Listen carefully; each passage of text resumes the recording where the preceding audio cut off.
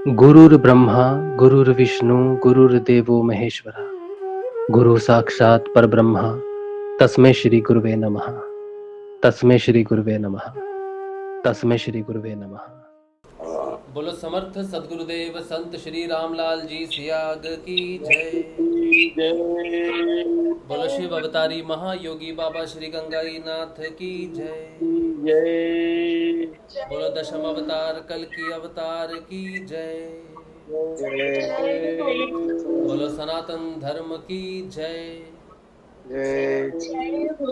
बोलो पलाना धाम की जय। बोलो जामसर धाम की जय। बोलो काजलवास धाम की जय। जय श्री गुरुदेव जय श्री राम। जय श्री गुरुदेव, जय श्री दादा गुरुदेव। चलिए चलिए, अब जो है शाम को संध्या का समय है, 7 बजे का टाइम है और हम इस समय गुरुदेव का सत्संग करते हैं। गुरुदेव के सिद्ध योग से आने वाले परिवर्तन की बात करते हैं और जो हमारा जीवन है साधना काल का, इस साधना में जो परिवर्तन होते हैं, उनसे जो प्रश्न उठते हैं, साधना के लिए जो परिवर्तन है उनकी बात करते हैं। तो किसी का कोई प्रश्न होता है तो हम कोशिश करते हैं कि साधना में आने वाले प्रश्नों का जो है हमें हल मिल सके, ताकि हम आगे बढ़ सकें, साधना में आगे बढ़ सकें, रुकावट ना आए कोई किसी भी प्रकार की। और जितने भी परिवर्तन साधना में आते हैं उन सब की बात करते हैं कि ये परिवर्तन आता है सिद्ध योग से, ऐसा परिवर्तन आता है। गुरुदेव की वाणी है, उनकी लिखी हुई पुस्तकें हैं और ऋषि अरविंदो हैं, पतंजलि अष्टांग योग की व्याख्या है। तो इन सारी चीज़ों को मिलाकर हम समझने की कोशिश करते हैं कि जो ये योग है सिद्ध योग, गुरुदेव ने कहा है कि ये एक ऐसा विज्ञान है जो आज तक प्रकट नहीं हुआ। तो इसमें ऐसा क्या चीज़ है जो हमें नहीं पता या हमें किसी ने नहीं बताई, वो सारा ज्ञान जो है हमें गुरुदेव से प्राप्त होता है। अलग अलग माध्यम जरूर होते हैं, लेकिन सारा जो सोर्स है हमारे उत्थान का, वो सारा गुरुदेव का है। तो उन्हीं को याद करते हैं शाम को, उन्हीं का ध्यान करते हैं, उन्हीं का मंत्र जाप करते हैं और उन्हीं से पूछते हैं सारी चीज़ें कि गुरुदेव हमारा मार्गदर्शन करो। तो ये जो समय है शाम का, जिसमें सत्संग होता है, इसमें रोज़ कुछ ना कुछ ऐसा हमें पता चलता है जो नया है, जिसके बारे में हमें पता नहीं था। तो ये सत्संग गुरुदेव का सत्संग है, गुरुदेव का ज्ञान है, गुरुदेव का मार्गदर्शन है और हम इसे ऐसे ही आगे लेके चलेंगे। आपका किसी का कोई प्रश्न हो या आप किसी को कुछ बताना चाहते हो कि सिद्ध योग में आने के बाद जो है कुछ परिवर्तन होते हैं, जिसका हम दुनिया को बता सकें कि ये परिवर्तन है हमारे अंदर, उस परिवर्तन को बताना चाहिए।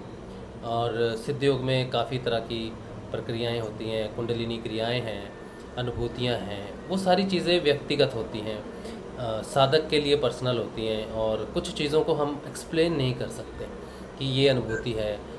वो हमारे पर्सनल मार्गदर्शन के लिए होती है, हमारी स्थिति के लिए होती है, हमारे मनोमय कोश के लिए होती है और हमारे मन को दिशा देने के लिए होती है।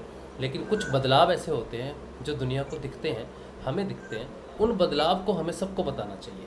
यही गुरुदेव का आदेश है कि अपने आने वाले बदलाव को सबको बताओ और सबको इस सिद्ध योग से जोड़ो। तो अगर मुझ में कोई बदलाव आता है तो मैं अपना बदलाव आपको बताऊंगा, आप में आता है तो आप बताओगे, ताकि दूसरे लोग जुड़ सकें, समझ सकें, नए लोगों को हम अपना बदलाव बताएं, ताकि नए लोग जो है इस योग के बारे में जान सकें, सिद्ध योग के बारे में जान सकें, गुरुदेव के बारे में जान सकें। यही कार्य हम कर सकते हैं। तो आप में से अगर किसी का कोई प्रश्न है तो अच्छी बात है, आप पूछ सकते हो। मेरे पास एक गुरु भाई का एक प्रश्न है, मैं उसको लूँगा, लेकिन पहले अगर आपका कोई प्रश्न हो तो आप पूछ सकते हो, बता सकते हो।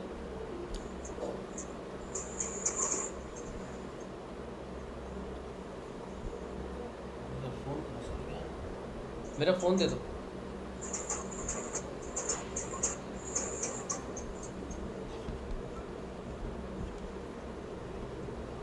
और जितनी देर हमारा सत्संग चलता है आप उतनी देर मंत्र जाप कर सकते हो। जो मंत्र जपते हैं हम, आप सब मंत्र जाप कर सकते हो। अगर आपको लगता है कि आपको नाद सुनाई देता है तो अच्छी बात है, नाद का अनुसंधान रात को करना चाहिए। दिन में मंत्र जाप कर सकते हैं और जैसे ही आप मंत्र जाप के बारे में सोचोगे, करना शुरू करोगे, तो नाद जो है वो प्रकट हो जाता है। तो कोशिश करो कि थोड़ा समय जो है वो मंत्र जाप भी हो जाए सबका। तो मैं आपका वेट करता हूँ, अगर आपका कोई प्रश्न है 2-4 मिनट तो मैं वेट करता हूँ, फिर मैं गुरु भाई का प्रश्न जो है बोलूँगा।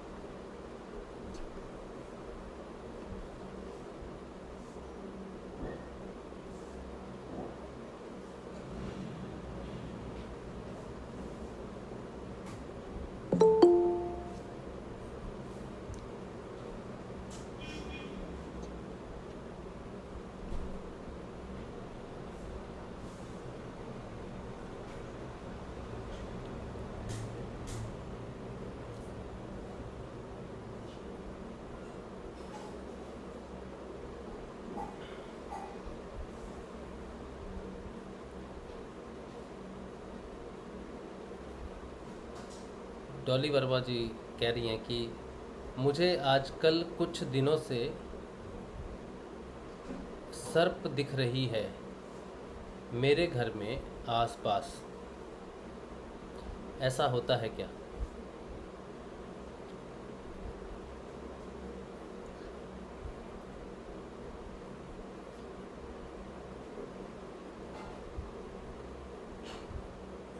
देखिए, कुंडलिनी में तो बहुत कुछ होता है, बहुत कुछ हमें ज्ञान होता है। कुंडलिनी हमें ज्ञान करवाती है, हमारा खुद का, हमारी आसपास की चीज़ों का, बहुत सारी चीज़ों का ज्ञान करवाती है। और कुंडलिनी में हमें जब शुरुआती समय होता है तब हमें कुछ आकृतियाँ बनती हुई दिखाई देती हैं। अंधेरे में हम ध्यान करते हैं तो हमें आकृतियाँ बनती हुई दिखाई देती हैं। उनमें सर्प जो है ये मुख्य आकृति है, और वो जो सर्प हमें दिखाई देते हैं उनके रंग भी हमें दिखाई देते हैं, लाल है या पीला है या काला है या 2 मुंह वाला है या 5 मुंह वाला है, ऐसा हमें दिखाई देता है। ये कुंडलिनी में क्रिया है एक। लेकिन आप कह रहे हो कि आपको अपने घर के आसपास दिखाई देता है, यानी कि आपको अपना घर भी दिखाई देता होगा और उसके आसपास आपको दिखाई देता होगा। इसका तो मेरे पर्सनल में कुछ ऐसा मुझे नहीं पता कि ऐसा क्या इसका मतलब हो सकता है या क्या चीज़ है, लेकिन दिखाई देता है। आकृतियाँ बनती हैं जब हम ध्यान करते हैं, तब अंधेरे में बनती हैं, बहुत साफ तो नहीं बनती शुरुआती तौर पे, अंधेरे में ज़रूर बनती हैं आकृतियाँ। और सर्प जो है वो काफ़ी रिलेटेड है हमारी साधना से, क्योंकि हकीकत में दिखती है, मतलब ध्यान में नहीं दिखती, आपको आसपास सब सांप दिख जाता है घर के, मतलब रियल में दिख रहा है।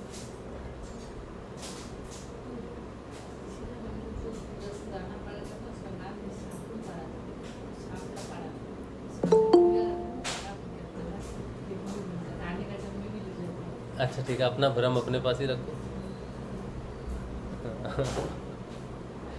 अच्छा, डॉली जी कह रहे हैं कि उनको अपने घर के आसपास रियल में सांप दिखते हैं,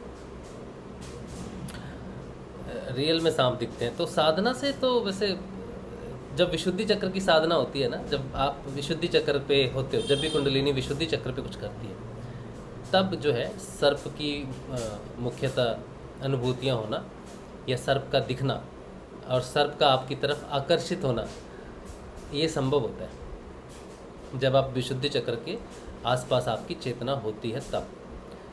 तो सर्प जो है ये बहुत ही सूक्ष्म चीज़ों को महसूस करते हैं, तो ये महसूस कर सकते हैं कि कहाँ पर है जहाँ पर विशुद्धि की साधना चल रही है, विशुद्धि चक्र की कोई चेतना है, तो वहाँ पर ये सर्प जो है वो उनको पता चल जाता है।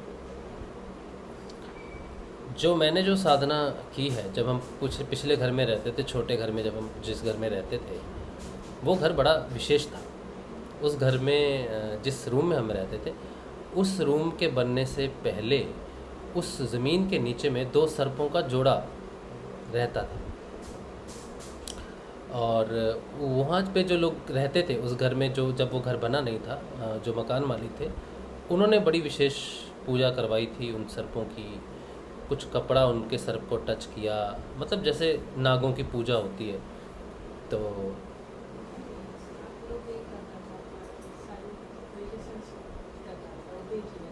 किसने? हाँ हाँ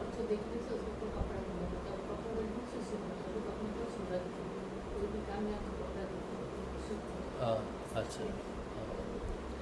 तो जो इन्फॉर्मेशन है वो ये है, उन्होंने जब जब हमने उन्हें पूछा था कि घर जो है बड़ा ही अच्छा है, पवित्र घर है, तो उन्होंने कहा था कि यहाँ पर बनने से पहले तो सर्प रहते थे, और जब उन्होंने सर्प को देखा था तो सर्प जो है वो एक अपनी पर्सनल अवस्था में थे, मतलब जो मेटिंग सीज़न होता है सर्पों का, उस अवस्था में थे।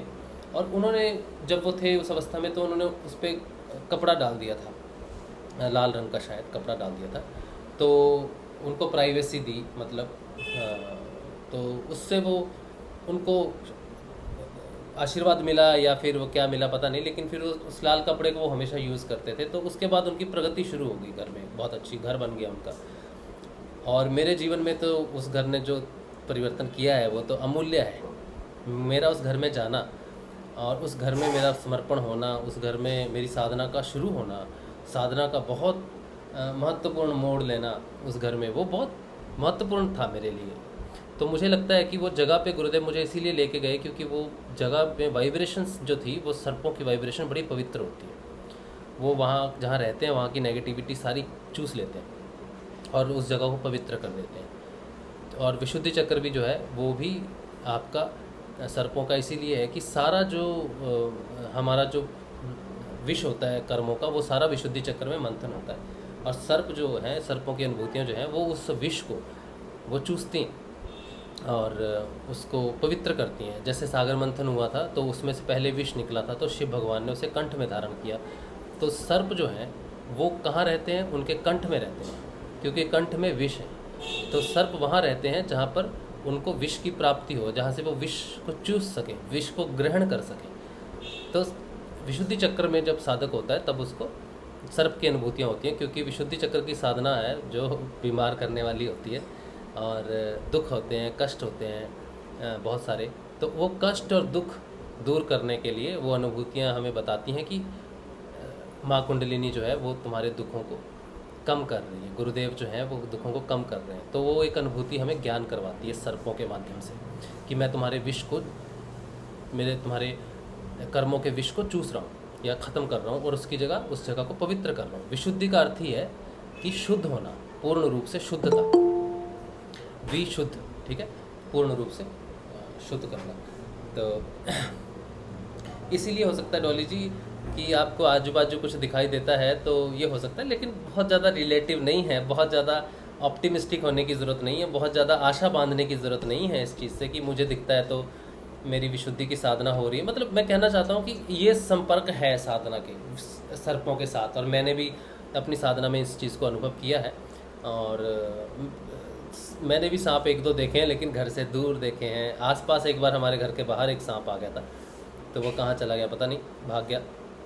तो ये अनुभूति हो सकती है, लेकिन बस आप इसको सीरियसली नहीं लेना, ठीक है, कि इससे जुड़ नहीं जाना है इस चीज़ से कि मैं विशुद्धि चक्र में हूँ। हम सभी विशुद्धि चक्र की साधना कर रहे हैं। जितनी देर हम साधना करते हैं, सारे चक्रों की साधना नहीं चाहिए, सारे चक्रों की साधना करते हैं तो विशुद्धि की साधना हमेशा होती रहती है। लेकिन कई बार एक पर्टिकुलर चक्र पे जाके कुछ ज़्यादा काम होने लगता है, तब ऐसी अनुभूतियाँ होना और ऐसी चीज़ें होना संभव है। लेकिन आपने इसको सीरियसली नहीं लेना। कुंडलिनी के कारण आपको उसके आजू बाजू होने महसूस हो सकते हो, लेकिन और भी कई कारण हो सकते हैं उस चीज़ के। ठीक है जी। अच्छा, शुरू में मेरे को भी सर्प दिखाई दिया था। अच्छा, कैसे? जब मैं सो रही थी तो 12-1 बजे के बीच में बहुत जोर से दिल धड़कने लग गया, बहुत जोर से। फिर हड़बड़ा करके उठी मैं। हाँ। तो मेरे को मतलब सर्प का भाव हुआ। मैंने इसके दादाजी को उठाया कि बाहर सांप है, हाँ। बाथरूम के पास में नाली में। हाँ। और मेरे को मतलब ऐसा दर्शन हुआ है। अच्छा, आपको पहले आभास हुआ और उसके बाद आभास हुआ मेरे को पहले ही। बहुत जोर से दिल धड़क रहा था उठी मैं और आभास हुआ कि बाहर सांप है अच्छा, और निकला सच में? बाथरूम के पास सच में में। निकला? हाँ, हाँ उनको उठाया तो वो उन्हें पता था है ही, इसको पहले ही पता लग जाती है। हाँ हाँ हाँ।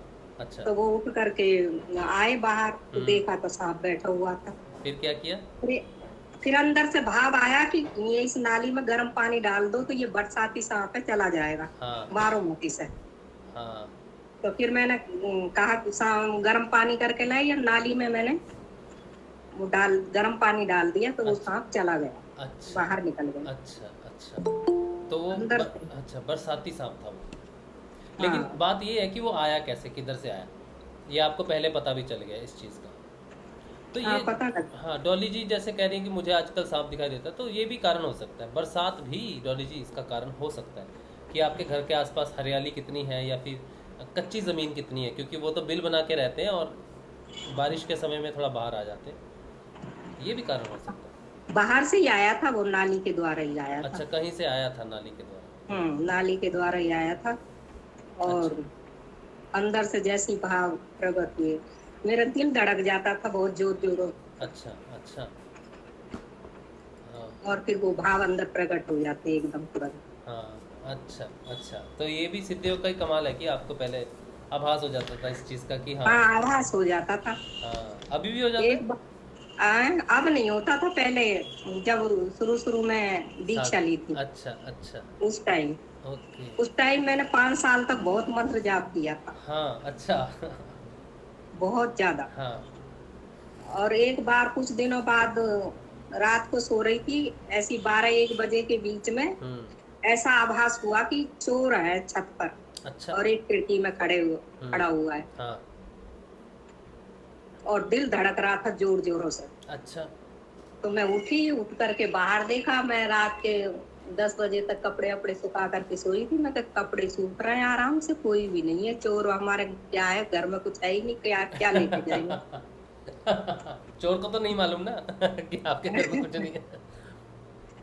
अच्छा, फिर? चारों तरफ देख ली पर दिल नहीं मांग रहा था, दिल बार बार ये कह रहा था कि नहीं, ऊपर है और खिड़की में खड़ा हुआ है। तो अच्छा। जब मैं खिड़की आहट सुनती रही, हम्म आहट तो आए थोड़ा बहुत, हम्म। तो आहट आया नहीं, और 1 घंटे तक सुनती रही। फिर नींद आ गई। 5 बजे पुलिस आ रही थी अच्छा। खिड़की के पास से। मैं कही पुलिस क्यों आई है? पता लगाया कि तुम पास में पड़ोस में चोरी हो गई रात में। Oh my God. अच्छा। तो उस टाइम होंगे रात को, वो हाँ देख रहे होंगे कि भाई ये जाग रहे हैं या सो रहे हैं, हाँ क्या हाँ है क्या है। हाँ हाँ हाँ। तो आभास हो गया था पहले ही। अच्छा, ये शुरुआती दिनों में होता था, बाद में होना बंद हो गया? हाँ, बाद में फिर गुरुदेव को मैंने बताया ना, ऐसे ऐसे दिखाई देता है, पहाड़ों पर ऋषि मुनि दिखाई देते हैं हाँ और 2 समाधि दिखाई दी। तो हाँ वो गुरुदेव बोले कि इनके चक्करों में मत पड़ो, आगे बढ़ो।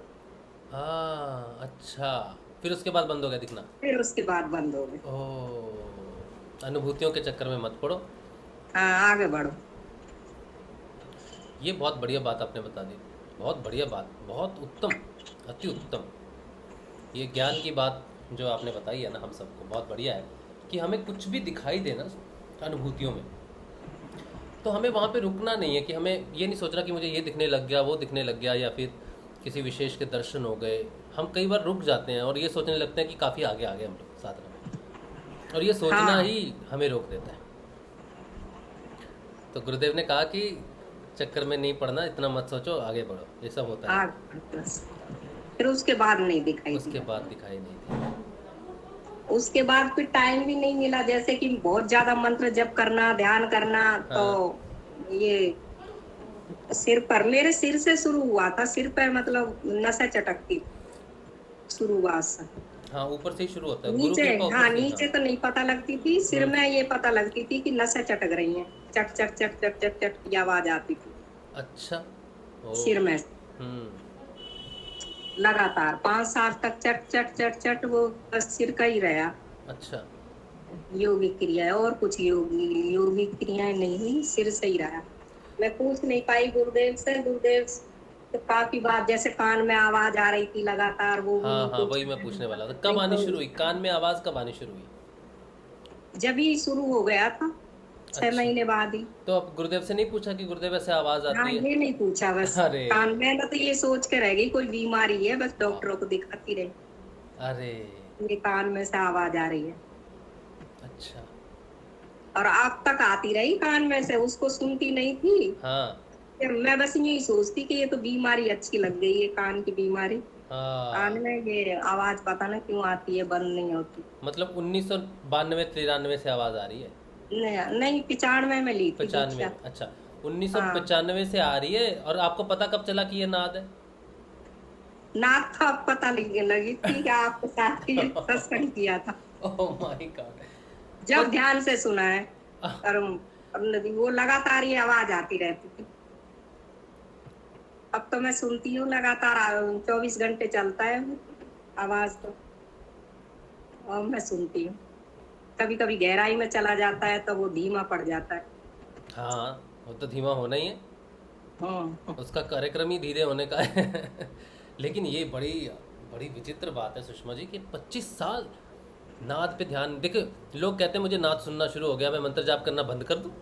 तो वो ये समझते हैं कि नाद आ गया तो बस मंत्र जाप बंद कर दो। नाद को अनुसंधान करना देखो कितना ज़रूरी है। सुषमा जी को 25 साल तक आपने मंत्र ही जपा, मतलब फिर तब तक? मंत्र जपा, जब सिर में, यहाँ सिर पर ज्यादा प्रेशर पड़ने लग गया, आंखों पर प्रेशर पड़ने लग गया, तो मैं बंद कर दिया। मैं कि हम्म शायद इसकी वजह से ज्यादा हम्म, ध्यान व्यान लगाती हूँ, तब मैं ये बंद हाँ कर देती हाँ, हूँ। होता तो उसी की वजह से ही था, मैंने भी ध्यान छोड़ दिया था। तो ये मैंने ध्यान वगैरह लगा, और बच्चे वगैरह लगाते थे, करवाती थी, पूजा वगैरह वो सब करते थे। हम्म लेकिन मैं नहीं करती थी, इसी वजह से कि मैंने शुरू किया और ये प्रेशर पड़ना शुरू हो जाता था। वो शांभवी मुद्रा के लिए हो रहा था। हाँ, फिर तो मुद्रा वो लगी, शांभवी मुद्रा आंखें ऊपर कब चढ़ी? नहीं, ये तो नहीं लगी। उसके बाद फिर जब सर दर्द नहीं हुआ, फिर आपने मंत्र बंद कर दिया, फिर तब तक तो एजपा लग ही गया था, ऑब्वियसली कान से हाँ, आवाज आ रही मंत्र थी। मंत्र तो चलता ही रहता था हाँ, अपने आप ही, बीच बीच में मंत्र तो कर लेती थी, ध्यान नहीं लगाती। ध्यान नहीं लगा पाए। हाँ, ध्यान नहीं लगाती, इसी हाँ डर की वजह से कि आंखों पे बहुत ज्यादा प्रेशर हो गया था। हाँ, वो तो मैं पड़ता ही सोची है। आंख खराब हो गई, हाँ अब ये छोड़ दे। हाँ। और गुरुदेव से फिर इतना मिलना नहीं हुआ हम्म, डायरेक्ट।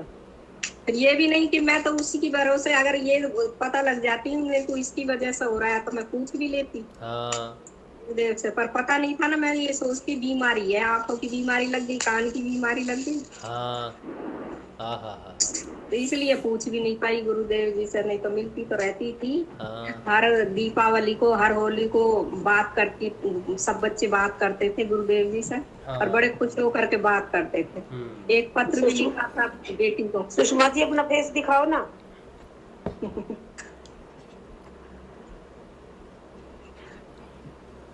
जय श्री गुरुदेव। जय श्री गुरुदेव। हाँ, अब बात करो।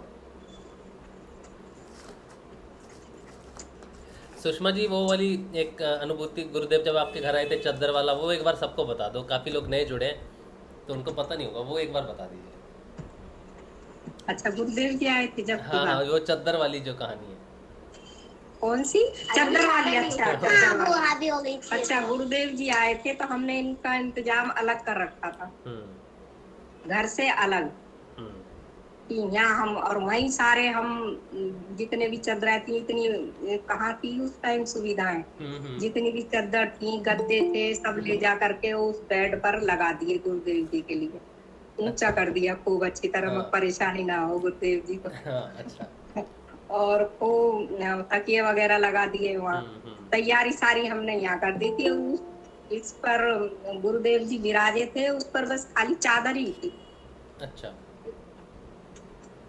तो हम तो गुरुदेव जी सीधे, वो जब आए तो सीधे घर में आए। हाँ घर आकर के बाहर कुर्सी बिछी हुई थी, उस पर बैठे, चरण स्पर्श किए, और फिर गुरुदेव जी से कहा कि मैं क्या लोगे।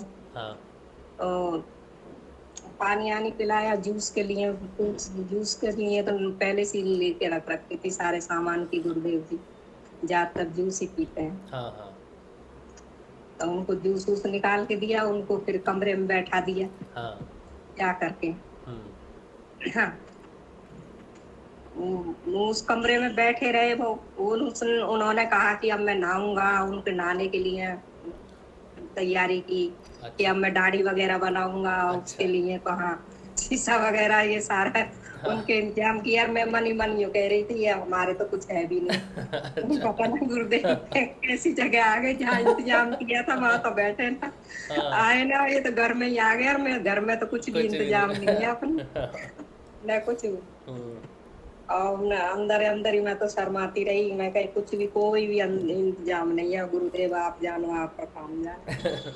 हाँ उनको जूस वूस पिला के दिए तो दीक्षा वाले आने लग गए लोग बाहर से, उनका पानी का उनका भी इंतजाम, फिर गुरुदेव का इंतजाम। मैं अकेली थी उस टाइम, अच्छा हम ही नहीं दीक्षा लिया था अच्छा उस टाइम, अच्छा तो अकेली थी। और जो दूसरे साथी थे उनको कोई जरूरी काम आ गया था, वो चले गए। अच्छा या तो ये तो बाहर इसमें इंतजाम में लगे हुए थे, दीक्षा प्रोग्राम अच्छा व्यवस्था में, और हाँ मैं घर के उसमें व्यवस्था में लग गई। हाँ घर में ये बच्चे, लड़का भी गया हुआ था बाहर पढ़ रहा था, हाँ जी लड़की थी। अच्छा उनको गुरुदेव बहुत खुश। और जहाँ मैंने वो गुरुदेव की ये तस्वीर रखी हुई थी, वही सारी वो रखी थी। पहले रामचंद्र जी की और इनकी पूजा करते थे, लक्ष्मी की, ये सारी सारी पूजा इन्हीं की करते थे। तो वो सारे गुरुदेव जी के चारों तरफ लगे हुए अच्छा वो तस्वीर है अच्छा जिसमें बैठाए थे। तो मैं तो अच्छा गुरुदेव कोई देखेंगे, कोई उनको कुछ अच्छा नहीं लगेगा तो बोलेंगे, तो गुरुदेव जी ने कुछ भी नहीं बोला। देखा उन्होंने, अच्छा अच्छा उनकी तरफ देखते रहे लगातार हाँ कि कैसा है कैसा नहीं। हम्म जब वो गए यहाँ से, वैसे खूब जोर से बादल हो रहे थे जब आए थे, जैसे बरसात होने को। तो मैं जो कह रही थी, मतलब क्या होगा आज, तो दीक्षा भी नहीं हो पाएगी, इतनी जोर से बादल हो रहे हैं, बरसात आने वाली है। तो गुरुदेव कह रहे नहीं, जब मैं दीक्षा दूंगा जब तक कोई बरसात नहीं होती। अच्छा क्या बात है हाँ, हाँ तो वास्तव में हुई नहीं बरसात। और जब गुरुदेव आए हम्म तो बरसात के छींटे पड़े अच्छा हाँ जब उन्होंने अच्छा घर में प्रवेश किया। अच्छा क्या बात है हाँ हाँ जब गए तो बिल्कुल भी बरसात नहीं हुई, और बादल इतनी बुरी तरह लटक रहे कि अभी बरसात होगी अच्छा उसी अच्छा टाइम तक। अच्छा और चादर चादर वाली ये थी कि हाँ गुरुदेव से हम बात कर रहे थे हम्म जाते टाइम, मैंने सारी अपनी बताई थी, भूत भविष्य का जो भी दिखाई दे रहा था, हाँ तो उनको बताती रही। फिर वो जब गए, जाने के बाद जब चादर हटाई तो वो चादर नहीं हटी, हाँ अच्छा बिल्कुल नहीं हटी। या फिर मैं ही नहीं, सबने हटा हटा के देख ली वो चादर। अच्छा तो सब ये देखे, सब रो रहे, मैं भी रो रही थी, अपने बेटी भी रो रही थी, गुरुदेव जाने का सबको दुख हो रहा था। हाँ तो गुरुदेव चले गए, कुछ ठहरे भी नहीं, कुछ किया भी नहीं हमने तो। और हाँ बस आप भगत में लगे रहे। हाँ 5-6 गुरु भाई आए हुए थे जयपुर से, अच्छा उनकी व्यवस्था, गुरुदेव की व्यवस्था। फिर बाद में मैं तो खूब रोई। फिर मैं तो गुरुदेव जी क्या बनाया आपके लिए, तो साग बताया उन्होंने, साग बनाओ। अब मैं अच्छा साग के चक्कर में पड़ गई, अब साग कैसा बनाऊंगा।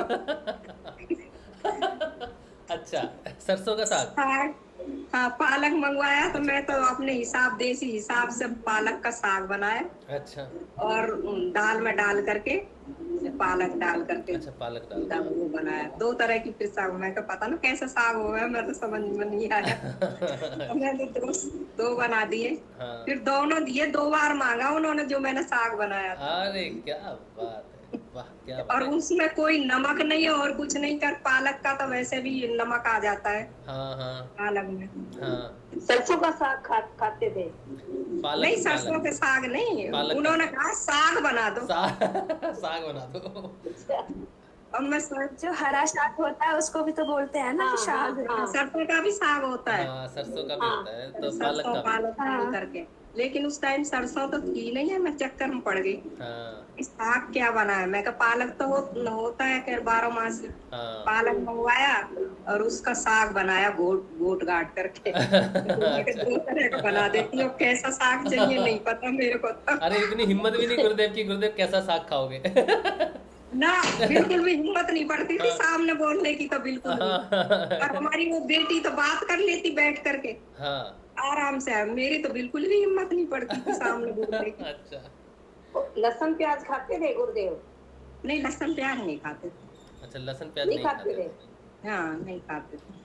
हाँ। और हम तो खिलाते हैं अब रोज। खिलाओ, वो तो जो भी खिलाओगे वो तो तैयार अरे है खाने के लिए। अरे वो तो मेरे साथ तो गुरुदेव ने मटन चिकन भी खाया है। अब लहसुन प्याज भी बंद हो गया मेरा। अब अंदर अब वो खिला रहे हैं, पहले मैं खिलाता रहा उनको, अब वो खिला रहे हैं तो लहसुन प्याज भी नहीं खा रहा मैं। पहले राधा कृष्ण जी का भोग लगाते थे लहसुन प्याज की, सुबह सब्जी नहीं बना करके, और अब तो गुरुदेव जब से आए हैं तब से लहसुन प्याज सुबह हम बना रहे हैं। हाँ, और जब गुरुदेव तो तक खा जब रहे तक हैं। आप खा सकते हो, जब तक है तब तक देखो, जबरदस्ती रोकने की जरूरत नहीं है। लेकिन जब अंदर से प्रकट हो जाए तो समझ लो फिर अंदर बैठे वो खा ही रहे हैं। हम्म।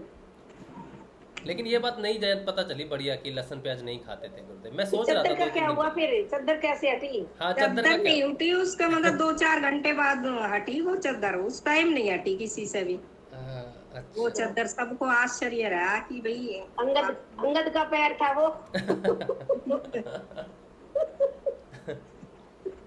गजब, ये बहुत तगड़ी चीज है। गुरुदेव ने अपनी मतलब सच्ची में यार, ने दिखाया दिल भी खुश कि कर मैं दिया कौन आज। हूँ। मतलब सूक्ष्म रूप से गुरुदेव बताते थे ये सारी चीजें कि क्या सच्ची में चीज आपने है। दिल खुश, आप तो एक तो बात रोज बताया करो। मैं मैं तो बस गुरुदेव जी से यही करती रही। मैं तो गुरुदेव जी कहाँ आ गए, कहाँ तो इंतजाम कर रखा था, और यहाँ तो सारा सब कुछ ऐसे ही पड़ा हुआ है। कहीं नहाने के लिए भी मांगा उस टाइम, हमारी तो व्यवस्था ऐसी थी, कच्चा सा एक मकान था और रहने के लिए एक बाथरूम बना हुआ था बाहर। लैट्रिन उसी में लैट्रिन थी, उसी में बाथरूम था। मैं कहा अच्छा गुरुदेव, मैं तो एक बाल्टी रख दी, पानी भर कर रख दिया, मग्गा रख दिया नहाने के लिए। और बाहर ही मतलब शीशा लगा हुआ था, वो दाढ़ी आड़ी बनाई उन्होंने।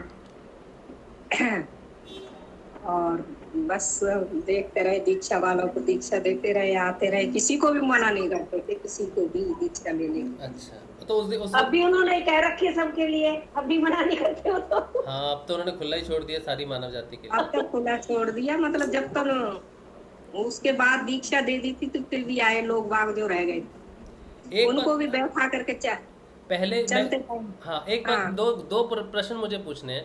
पहला तो ये हम्म। कि जब आपके घर आए तो गुरुदेव ने दीक्षा क्या इंडिविजुअली दी लोगों की, या लोगों को समूह में दीक्षा दी उस समय? नहीं, उस टाइम तो दे नहीं रहे थे, उस टाइम तो बात ही कर रहे थे, आए थे जब। मंत्र नहीं देते थे उस समय? मंत्र नहीं, एक एक को करके मंत्र नहीं देते, मंत्र तो सब सामूहिक में दिया था सब। हाँ, तो फिर जो लोग आ रहे थे दीक्षा के लिए उन्हें क्या कहते थे गुरुदेव? क्या जपो, राम राम ही जपो, ऐसे ही कह देते थे? जो आ रहे थे उनको बस समझा रहे, जो जो पूछ रहे थे उन प्रश्नों का उत्तर दे रहे थे अच्छा, अच्छा। गुरुदेव। उस टाइम जपने के लिए नहीं, वो तो फिर दीक्षा में चले गए वो लोग, हाँ, जहाँ सामने कुछ दीक्षा हमने कर रखा था, इंतजाम अच्छा। कर रखा था। ओ अच्छा, उसी दिन ऐसे दीक्षा भी थी, समूह दीक्षा भी थी आसपास कहीं? हाँ, सामने कुछ दीक्षा भी थी उस टाइम, अच्छा, बृहस्पतिवार गुरुवार था उस दिन। अच्छा। फिर वो दीक्षा में जाके मंत्र दिया गुरुदेव ने? हाँ, दीक्षा में जाके मंत्र दिया, और जो उसके बाद दीक्षा देने के बाद वहाँ देकर आ गए थे, फिर बाद में भी लोग बाग आ रहे थे तो घर पे दे रहे थे अच्छा, वही मंत्र। तो आपके घर वो क्या कितने बजे पहुंचे थे? क्या दिनचर्या रही उस दिन उनकी? जिस दिन वो दीक्षा देते थे उस दिन क्या दिनचर्या रहती थी उनकी? वो सुबह आए, अच्छा, सुबह लेकर के आए थे कितने ये खुद बजे? ही लेने गए थे। आ गए थे 8 बजे करीब। और दीक्षा होती थी शाम को 6 बजे, क्या 6:30 बजे? हाँ, शाम को होती थी। मैं तो गुरुदेव क्या लोगे कि मैं आज तो जय गुरुदेव भैया। हाँ जी वैभव, 2 मिनट, वैभव 2 मिनट, अब बात करते हैं फिर आपसे बात करेंगे।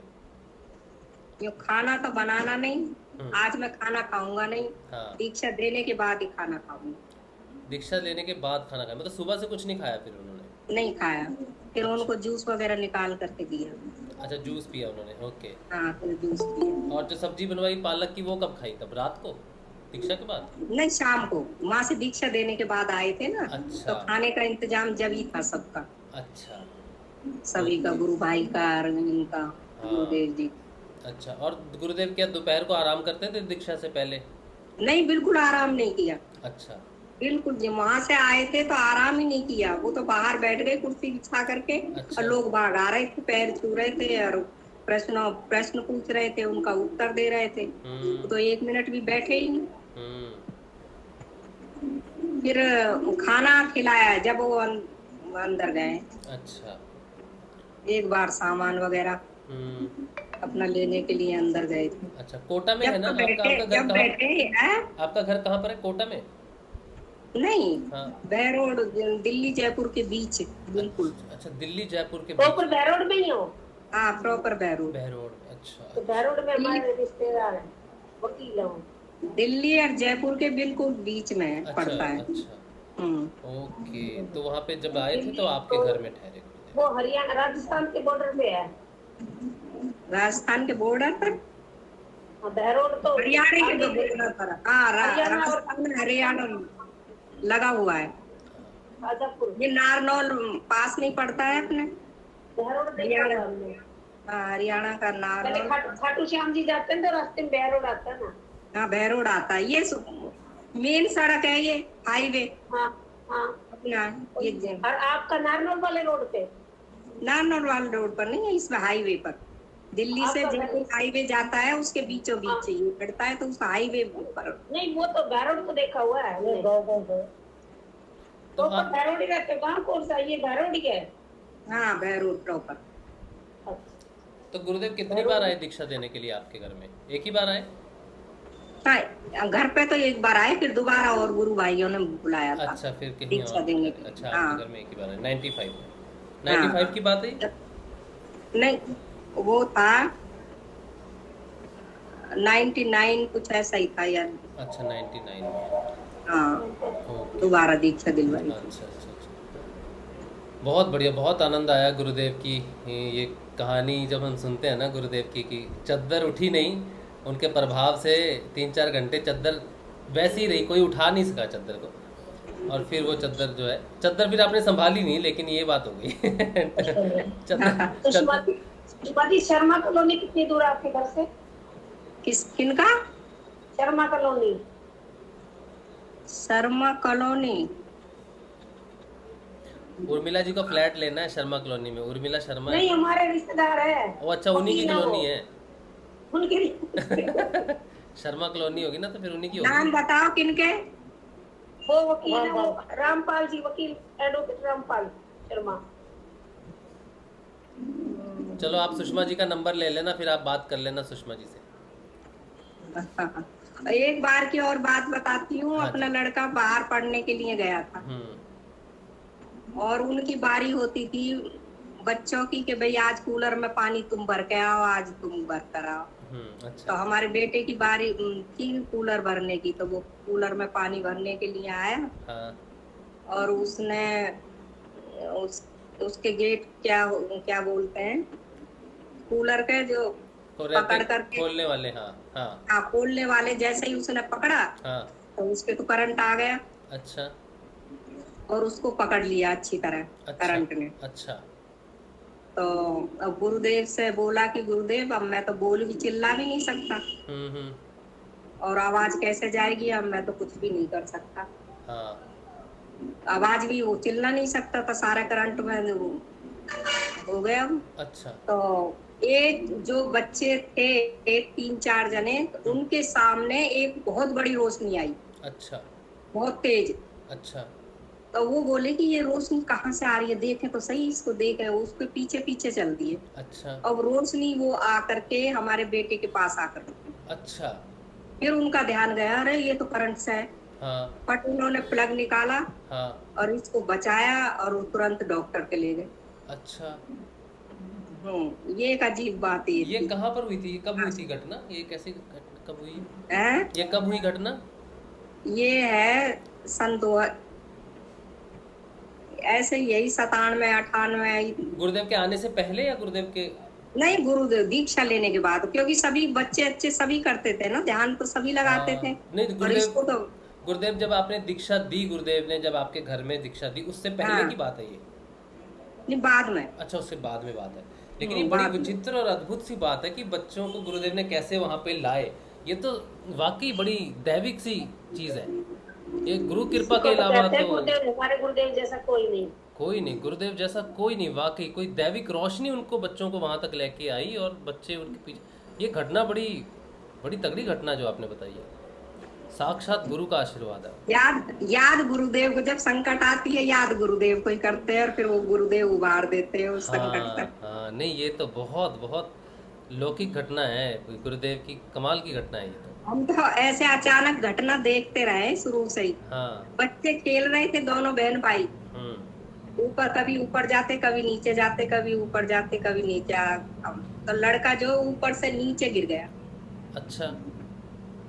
तो उसको तो गुरुदेव ने वहां गोद में ले लिया। हाँ। अब घर वाले सारे डर गए। अच्छा। उसको तुरंत हॉस्पिटल ले गए, वहां जाके दिखाया। हाँ। तो जब होश में नहीं था। हाँ। जब होश आया ना, जब बोले कि मेरे को तो कुछ बोला कि मेरे को तो कुछ भी नहीं हुआ, मेरे को तो गुरुदेव ने गोद में ले रखा था। अच्छा, क्या? और वास्तव में उसको दिखाया, कुछ भी नहीं हुआ। हाँ, वो कहाँ से गिरा था, ऊपर से? वो काफी ऊंचाई थी। अच्छा। ऊंचाई से गिरा नीचे। अच्छा, और उसको लेके गए तो बोला गुरुदेव ने गोद में ले लिया मुझे। क्या बात है अब भाई! मुझे ले लिया, जय श्री- गोद में ले लिया, क्या, कुछ भी नहीं। क्या बात है! गुरुदेव कमाल के, हमारे गुरुदेव जैसा कोई नहीं। एक जयकारा होना चाहिए गुरुदेव, आप ही लगाइए जयकारा। जय गुरुदेव। बोलो समर्थ सदगुरुदेव महाराज की जय। जय जय बोलो श्री गंगाई नाथ जी की जय। जय श्री, बहुत बढ़िया, बहुत अद्भुत। क्या आप डेली है ना गुरुदेव की एक बहुत दो सारी बार ऐसी घटना है। हमारे ये पति देव तो वो करते ही नहीं है, ध्यान तो लगाते नहीं थे, मंत्र करते थे और बच्चों से ध्यान लगवाते थे। उनको आनंद आता था ध्यान लगवाने में। अच्छा। बच्चे बताते, हाँ। आज ये हो रहा है, आज हो रहा है, उनको देख देख के ही खुश होते। अच्छा। जिस दिन दादा गुरुदेव की वो था, क्या बरसी। बोलते हैं, बरसी। हाँ बरसी थी। उस टाइम वो बच्चे जो है, कोई बाजा बजा रहा था, कोई गाने गा रहा था, कोई ढोल बजा रहा था। उनके एक्शन तरह तरह के। अब ये देख करके आश्चर्य आज में कि ये बच्चे तो अपनी तरफ से कुछ प्लान बना के आए, आज ऐसे करेंगे, आज ऐसे करेंगे। हाँ। ये यूं सोच रहे। हाँ। और बच्चे अपने मस्त, कोई हारमोनियम बजा रहा है, कोई ढोल बजा रहा है, कोई कुछ कर रहा है, कोई गाने का भजन गा रहा है। हाँ, ये विचित्र है अब वाकई। इनके दिमाग में आया कि अब मैं एक एक से जा करके सबके सामने पूछूंगा तो ये एक जैसे जवाब देंगे। हाँ हाँ, फिर? मैं अलग से एक एक से जाके पूछता हूँ। अच्छा। अब उन्होंने एक एक से अलग से जाके पूछा कि भाई तू क्या कर रहा था? मैं सब हारमोनियम क्यों बजा रहा था? हाँ। एक बाबा था दाढ़ी वाला, हाँ। लाल कपड़े पहन रखा था। अच्छा। हाँ, और उसमें आए हुए थे सब बाबा लोग, कोई भजन गा रहा है, कोई कीर्तन गा रहा है, कोई कुछ कर रहा है, कोई कुछ। अच्छा। क्या तो बात। फिर तो दूसरे को बुलाया, यूं हाँ। को भाई तू क्या कर रहा था? हाँ। तो यूं को मैं तो भजन गा रहा था। क्यों? हाँ। क्योंकि एक बाबा खड़, बहुत लंबा दाढ़ी वाला, इतने बड़े बड़े बाल, अच्छा। लाल कपड़े हुए, और सारे मतलब वहाँ हेलो। जो है खूब सारे आदमी इकट्ठे हो रहे थे। हाँ हाँ हाँ।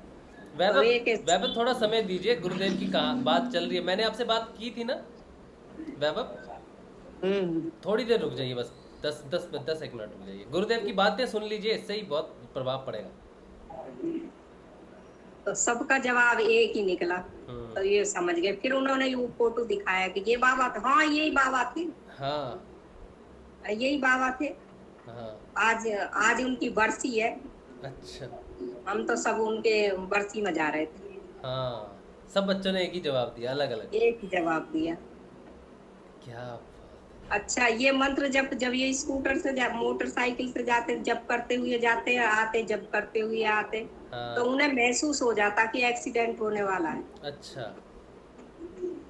यूं कि एक बार एक्सीडेंट होने वाला था कि निकल यहाँ से जल्दी से, अब एक्सीडेंट पीछे से आएगी, ट्रक आएगा और इसके बस के लगाएगा अच्छा और इसके बीच में तू आएगा, निकल यहाँ से जल्दी से। अब ये अच्छा साइड लेकर के निकल गया आगे, पीछे मुड़ के देखा तो एक्सीडेंट हो गया उस अच्छा बस का, ट्रक का। ओ हो अच्छा तो इनको पहले ये आभास हो जाता था हाँ और महक आती बहुत, आज घी की सुगंध आ रही है, आज फूलों की सुगंध आ रही है, आज इनको सुगंध आती। ध्यान नहीं लगाते थे कभी भी, ध्यान ना लगाया, ऐसा ध्यान नहीं लगाया। बस ध्यान नहीं लगाया। एक बार उन्हें मृत्यु का डर हुआ। अच्छा जब मृत्यु का डर हुआ तो मैं बोली, तो मैं तो गुरुदेव के पास हुआ, चले जाओ। तो वो गुरुदेव के पास चले गए, 2-4 दिन रहे वहाँ। इन्होंने बोर्ड पर देखे मैं कल की अवतार हूँ, ये 2-4 जो शब्द पढ़े और ये वो रूठ के आ गए। ध्यान में देखा? ध्यान में नहीं देखा, वो लगा हुआ है ना। अच्छा, पोस्टर लगा हुआ, बोर्ड लगे हुए हैं। अच्छा पोस्टर में लगे हुए हैं ना। अच्छा, वो पढ़ के देखा मैं आज का कल की अवतार हूँ। तो ये देख करके फिर आगे बात ही नहीं की। तो 2-4 दिन रहे वहाँ। अच्छा, खूब आराम से भाई, खाना पीना सारा सब कुछ था, रह कर वो जो बात सुनी, क्योंकि आजकल ऐसा कोई बोल ही नहीं सकता। श्री कृष्ण जी भगवान भी नहीं बोले, वो भी नहीं बोले। ऐसा कैसा कह दिया मैं कल की अवतार। अच्छा, बस आ गए। अच्छा। उसके बाद तो उन्होंने ध्यान लिया, मंत्र लिया, सब कुछ छोड़ दिया। अच्छा, और उनको और लगा वैसे अंदर से मानते हैं, बच्चों से करवाते हैं, सब करवाते हैं, अब खुद करते हैं या ना करते। अच्छा। अब इन्होंने पहली बार गुरुदेव का आगे उन्होंने ज्योत जलाई है, पहली बार। कब की बात है ये? अभी किया था। बच्चे, दिव्यांग बच्चे है ना, अपने बच्चों का, दिव्यांग बच्चों का करता है बच्चा। अच्छा, इलाज। अच्छा अच्छा अच्छा, तो निःशुल्क करता है वो। अच्छा, और 4 घंटे उन बच्चों के ही लगाता है। अच्छा, उनके ऊपर ही थेरेपी वगैरह करना, उन्हें बुलवाना कर, उन सारा। उनमें से कोई मानसिक परेशान भी हैं बच्चे दिव्यांग के साथ? हाँ, बच्चे परेशान भी हैं। बस गुरुदेव के फोटो रख रखा है, गुरुदेव बुलवाता है उनसे। अच्छा अच्छा, ओके। हाँ। मंत्र थेरेपी देते हैं गुरुदेव की? हाँ। अच्छा, ध्यान करवाते हैं, मंत्र देते हैं। तो फिर पतिदेव अभी क्या करते हैं? अभी फिर अभी नाम जब हमने उनका दिव्यांग बच्चों का किया था, हवन किया था, गुरुदेव की फोटो लगी, जब उनके आगे उन्होंने ज्योत जलाई, गुरुदेव के आगे। और मंत्र तो पता नहीं करते हैं ना करते, हमें जो डांट के जरूर बैठा देते हैं कि तुम्हारा ध्यान का टाइम हो गया, बैठ जाओ। अच्छा, तो उनसे भी कभी बात करेंगे, उनको कहिए कि हमें भी जरा हमसे बात करें कभी। अब मैं कई बार इनसे सुनती हूँ, मैं कहती आप हर महीने जाते थे, तो ये तो बताओ गुरुदेव के बारे में तो बताओ। हर महीने जाते थे वो गुरुदेव के पास। अन्यों कहते थे मेरे को तो दिव्य ही परिवर्तन दिखाई देता है गुरुदेव में। कभी तो इतने बड़े विशाल दिखाई देते हैं, कभी इतने छोटे दिखाई देते हैं, कभी और ही रूप दिखाई देता है, कभी और ही रूप दिखाई देता है। फिर मन ऐसा ही करता रहता है कि बार बार गुरुदेव के पास जाऊं। लेकिन तो कल की अवतार नहीं है। हर महीने जाते थे और किसी न किसी को लेके जाते थे, लेकिन खुद ये माना नहीं कि कल की अवतार है। ये बात अटक गई उनकी। हाँ, ये पता नहीं क्या सही है। मैं कहा अच्छा, अच्छा, क्या दिमाग में घुस गया है इनके। नहीं, वो भी एक लीला है गुरुदेव की। कई बार क्या होता है कि साधक की प्रगति इतनी तेज होती है, इतनी तीव्र होती है कि वो बहुत जल्दी सफर पूरा कर लेते हैं। तो गुरुदेव कहीं ना कहीं रोक लेते हैं। किसी को आनंद में कोश में रोक लेते हैं, किसी को किसी अनुभूति में रोक लेते हैं, किसी को कोई ना कोई चक्कर होगा जब उसी बात के ऊपर नाराज होकर के हमें हमारी और ये रुकवाओगे, ध्यान की साधना रुकवाओगे, ये बात कह करके। नहीं, उन पे गुरुदेव की बड़ी कृपा है और गुरुदेव ने जानबूझ के कहीं एक पॉइंट पे रोका हुआ है किसी खास वजह से। कई बार क्या होता है ना कि साधना बड़ी तीव्र होती है, जैसे आपको रोक के रखा, नाद दे दिया लेकिन नाद पे ध्यान केंद्रित नहीं करने दिया। आपको भी तो रोक के रखा ना, किसी वजह से ही रोका होगा गुरुदेव ने जरूर। तो इस समय भी होता है ना, क्योंकि जो समय अभी परिवर्तित हुआ है, जैसे गुरुदेव कहते हैं कि अब जो है सतयुग का प्रारंभ हुआ है।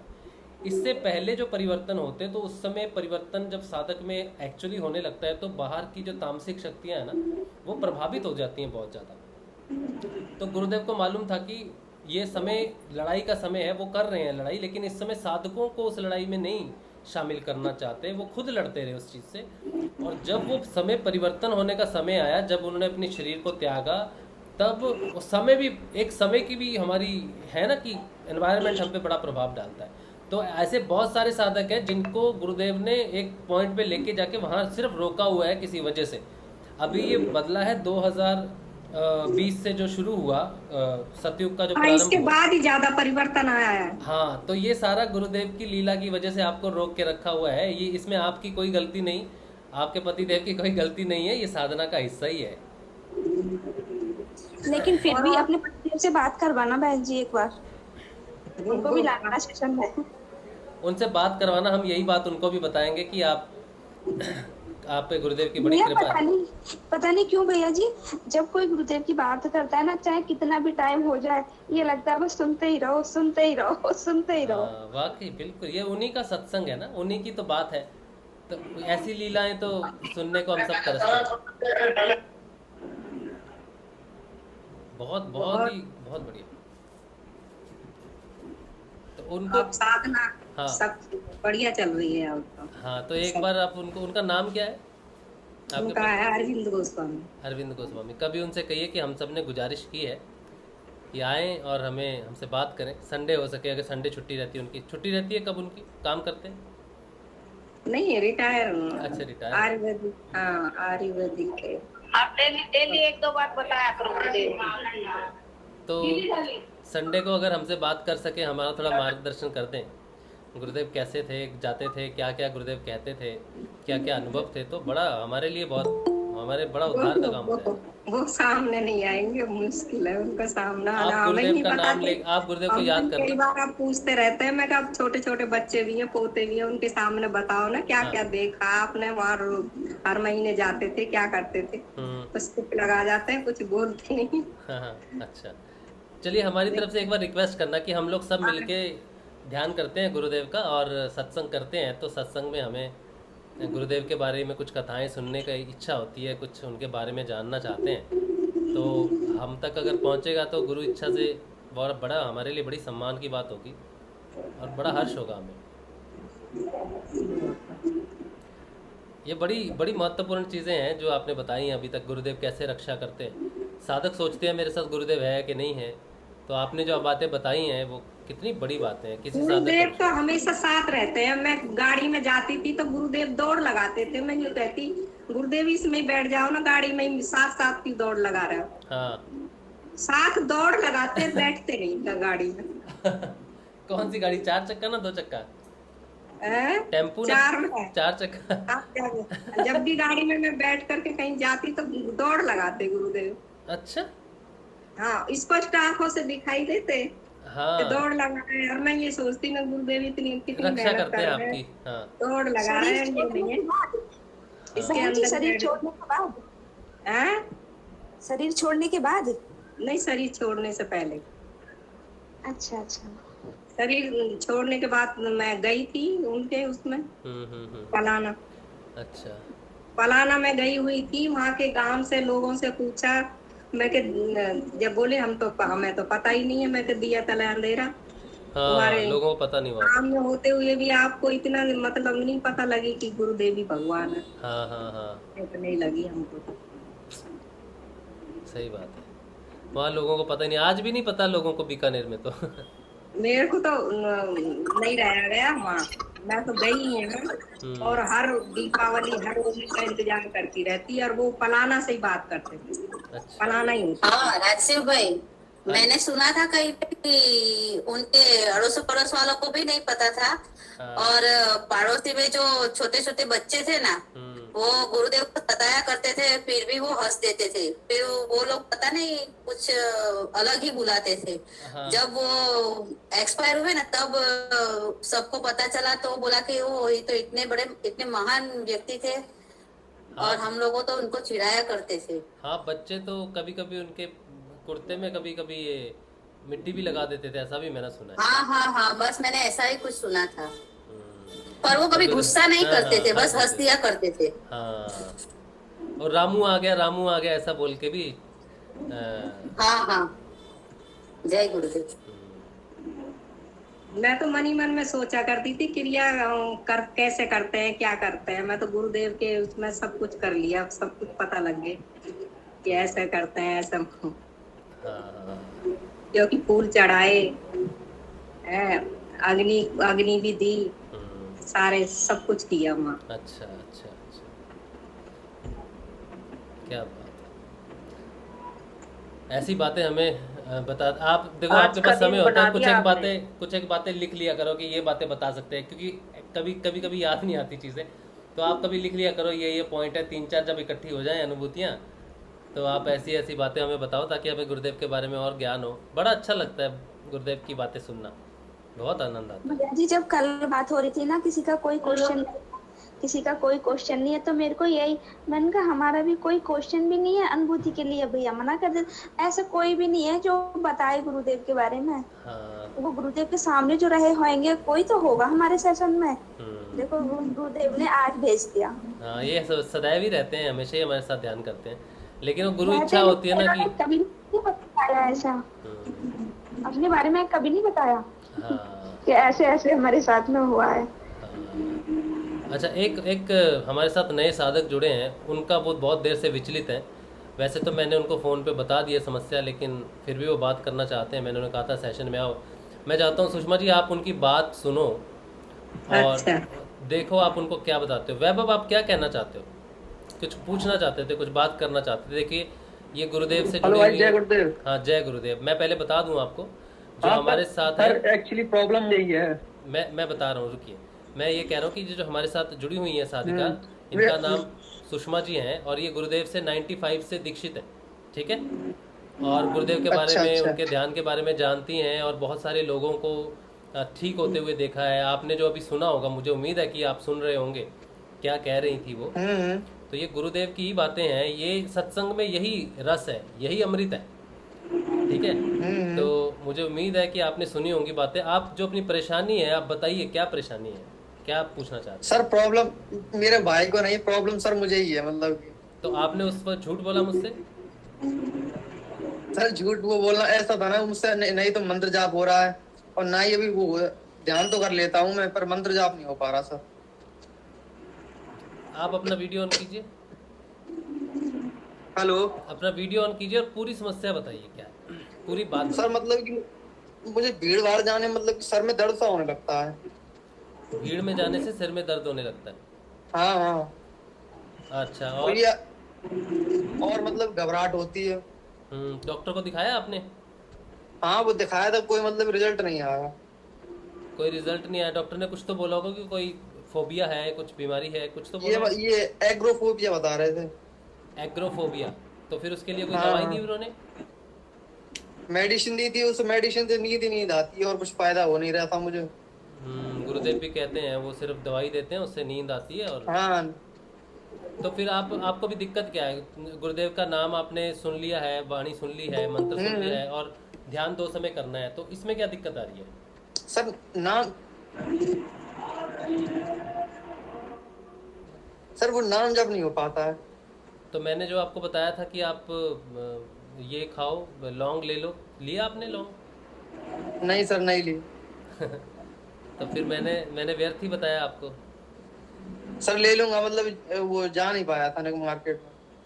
तो फिर देखो, ये कभी तो कभी पूर्व जन्म के कारण ऐसा होता है। जब अकेले कमरे में कोई भी नहीं होगा, उसमें जोर जोर से मंत्र जाप करो कई दिन, हम्म। सुन लो ध्यान से वैभव क्या बोल रहे हैं वो। तो फिर वो अब लाइन पे आ जाओगे आप धीरे धीरे अपने मन में। मैम ये कह रहा हूँ, अकेले में। मतलब मेरे फैमिली के मेंबर कर सकते हैं क्या? उनको मंत्र दे दो, मंत्र जप गुरुदेव की आवाज में, द्वारा गुरुदेव सुना की दो, आवाज में। गुरुदेव द्वारा। हाँ, हम्म। गुरुदेव की आवाज में उनको मंत्र सुनाना, खुद मत बताना। हम्म। तो एक उनको बता दो कि ये गुरुदेव हैं, ये दीक्षा है, ये मंत्र आप सुन लो सारे। ये दीक्षा देते हैं गुरुदेव, जिससे समस्याएं। तो सर इससे भी क्या इफेक्ट पड़ सकता है, मतलब फैमिली मेंबर कर रहे हैं किसी के लिए? देखो, करना तो अपने को ही पड़ता है। अगर आप उस स्थिति में हो कि आप कर सकते हो तो आपको ही करना चाहिए। अगर कोई बेहोश है, कोमा में है, मरणशैया पे है या बिल्कुल ही ऐसी स्थिति में है जहाँ पर उसके बस में नहीं, तब परिवार का सदस्य कर सकता है। लेकिन जब सदस्य कर सकता है, जब वो ठीक ठाक है और स्थिति में है कि वो जाप कर सके, तब तो उसे ही करना पड़ेगा।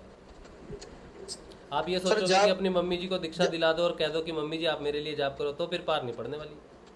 नहीं सर, मजबूरी है मेरी सर, मुझसे हो नहीं पाता मतलब। हाँ, ये मजबूरी एक्चुअली वो ऐसी मजबूरी नहीं है कि आप अपनी मम्मी जी को काम पे लगा दो, और दीक्षा उन्हें सिर्फ इसलिए दिलवाओ कि वो आपके लिए करें।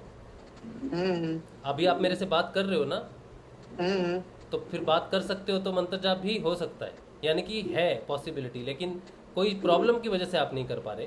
वो प्रॉब्लम जो मैंने आपको बताया था कि गुरुदेव को लौंग टच करा के एक लौंग दिन में खाओ, वो आपकी मदद करेगा मंत्र जाप करने में। लेकिन आपने मेरी बात सुनी नहीं सर, लाइटली लिया नहीं था सर थोड़ा। हाँ, तो आप इस चीज़ को, ये मैं अपनी तरफ से नहीं कह रहा, गुरुदेव स्वयं देते थे लौंग। मैंने आपको ये भी कहा कि जो मंत्र नहीं जप पाते थे उनको देते थे। अगर इससे लौंग देते थे। और फिर भी अगर आपको दिक्कत होती है तो एक बार गुरुदेव की समाधि पे आप जाके आ जाओ। अगर इतनी दिक्कत हो रही है ना कि नहीं कर पा रहा कुछ भी, तो एक बार पलाना और जामसर आप जाके आ जाओ। कहाँ रहते हो आप? सर मथुरा। मथुरा से कितनी दूर है अपना ये बीकानेर? कम से कम 300-400 तो होगा। हाँ, तो सैटरडे संडे एक दिन निकाल के गुरुदेव के दर्शन करके आओ, समाधि पे जाके प्रार्थना करके आओ। सर मैंने बीच में किया था मतलब कि मंत्र जाप, फिर वो धीरे धीरे पता नहीं क्या हुआ, बिल्कुल कम होता चला गया। मतलब कि अब करता हूँ तो सर में दर्द होने लग जाता है मेरे। सर में दर्द तो होता है वैभव, वो तो परिवर्तन के लिए होता है। मेरे भी सर में दर्द हुआ। सुषमा जी ने अभी बोला ना, मेरी आंखों में दर्द होता था, सिर में दर्द होता था। हो रहा है सर में दर्द होना तो बहुत अच्छी बात है। सर में दर्द, आंखों में दर्द तो हम सबको होगा। और मतलब जीभ हकलाती सी, मतलब कि वो उसका उच्चारण मतलब हो नहीं पाता। तो जीभ से तो करना ही नहीं है उच्चारण, वो तो मन मन में करना है। तो आप बोल के क्यों करते हो? मन मन में कीजिए। नहीं, वही तो कह रहा हूँ, जो जीभ है मतलब कि मूवमेंट होता रहता है उसका हल्का हल्का। हाँ, वो धीरे धीरे ठीक हो जाएगा, आप उसका ध्यान मत दो। गुरुदेव को डेली उनको माथा टेको, उनके चरणों को अपने माथे पे लगाओ, उनसे प्रार्थना करो कि गुरुदेव मुझे आप थोड़ी क्षमता बख्शो, मुझे थोड़ा इस रास्ते पे लाओ, मेरे को नाम जाप ध्यान करने में असुविधा हो रही, मेरा मार्गदर्शन करो। ऐसा आप गुरुदेव से रोज प्रार्थना करो। सर मतलब ये कह रहा हूँ मतलब कि मंत्र सुन भी सकता हूँ क्या? हाँ, सुन सकते हैं, लेकिन जाप भी करना पड़ेगा। सुनो जितना सुन सकते हो, वो 1 घंटे का जो मंत्र है उसे सुनो और साथ में जाप भी करो। सर क्योंकि मैं अभी इस हालत में हूँ नहीं कि सर मंत्र जाप हो पाए, मतलब ज्यादा ही परेशान हूँ मैं। एक तो डिप्रेशन है। सारी समस्याओं का हल मंत्र ही है, गुरुदेव का ध्यान ही है। इसके लिए आपको कोशिश तो करनी पड़ेगी व्यापक। जैसे आप मेरे से बात कर रहे हो ना, कर तो रहे हो ना बात, तो ऐसे ही हर काम करते समय आपको मंत्र जपना। जितनी देर, चलो ये सेशन में ज्वाइन कर लो शाम को, सिर्फ सुनो कि यहाँ पर क्या साधक बोलते हैं, क्या अनुभूतियाँ देते हैं। आप उस समय मंत्र जाप करते रहो। आज मैंने बोला था ना कि आप जितनी समय सुनोगे आप उतनी देर मंत्र जाप करते रहना।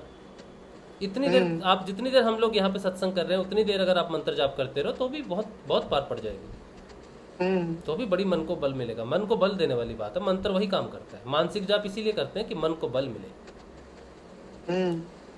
लेकिन आप भाई, एक सीरीज है गुरुदेव की, उसमें क्वेश्चन आंसर है। जिस बंदे ने गुरुदेव से अपनी अपनी बीमारी बताई, गुरुदेव मेरे को कैंसर है, गुरुदेव मेरे हाथ में एक गांठ बनी हुई है, मतलब बहुत सारी बीमारियां अपनी अपनी बताई। गुरुदेव का एक ही था सवाल जवाब उनका कि भैया मंत्र जाप करो, सिर्फ और सिर्फ जो भी बीमारी है, कैसी भी बीमारी है, मंत्र जाप करो और गुरुदेव पे विश्वास करो। और गुरुदेव ने ये भी कहा कि सबसे पहले मानसिक बीमारियां ठीक होती हैं बाबा, सबसे पहले मानसिक बीमारियां ठीक होती हैं। लेकिन आपको गुरुदेव पे विश्वास करना पड़ेगा, ये बात है।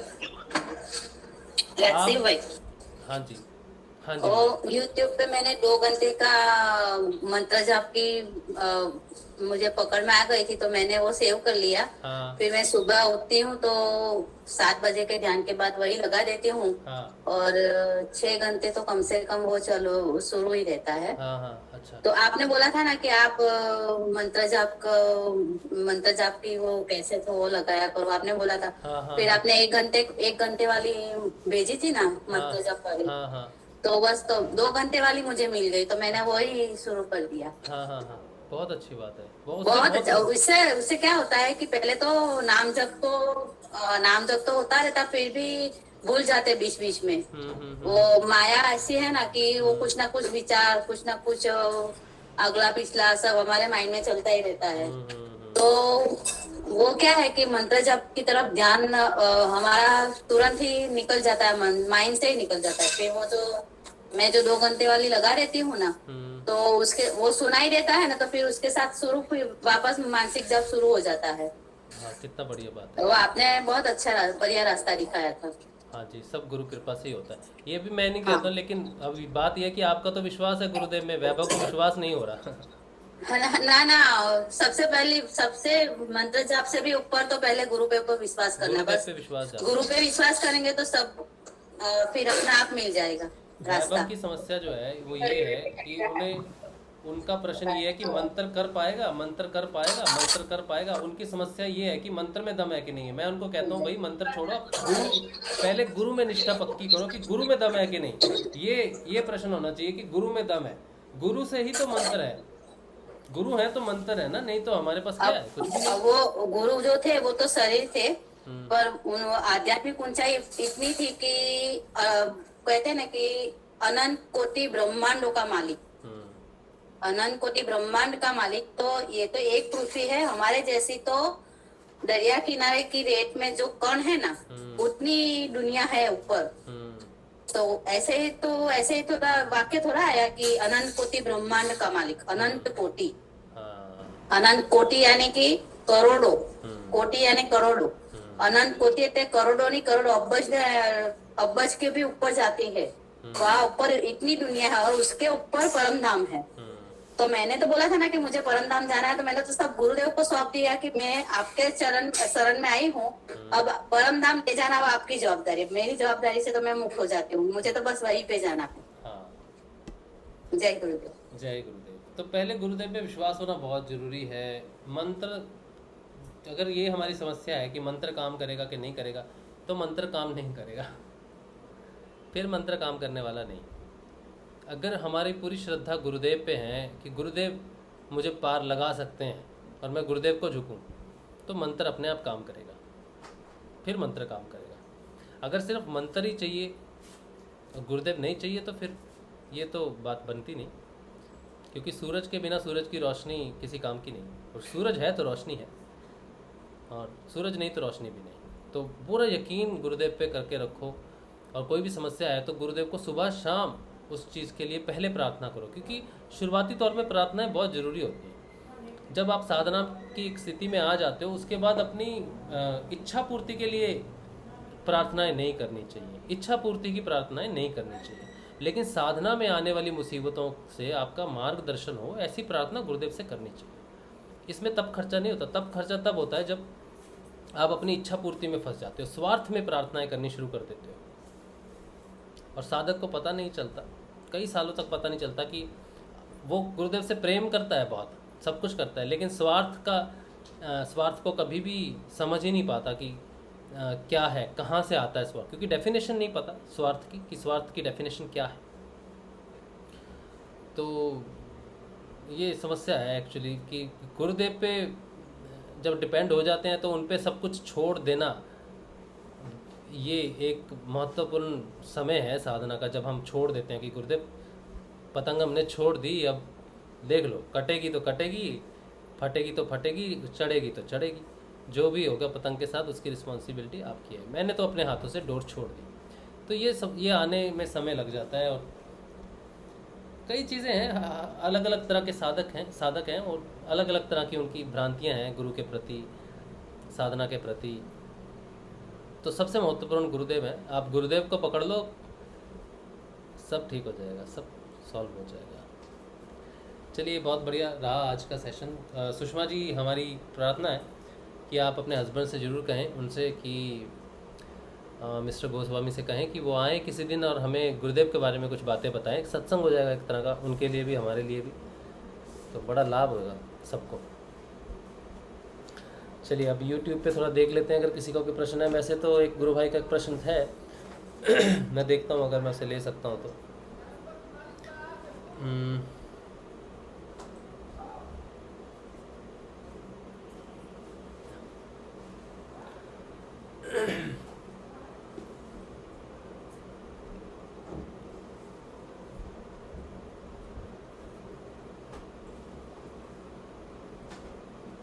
अच्छा,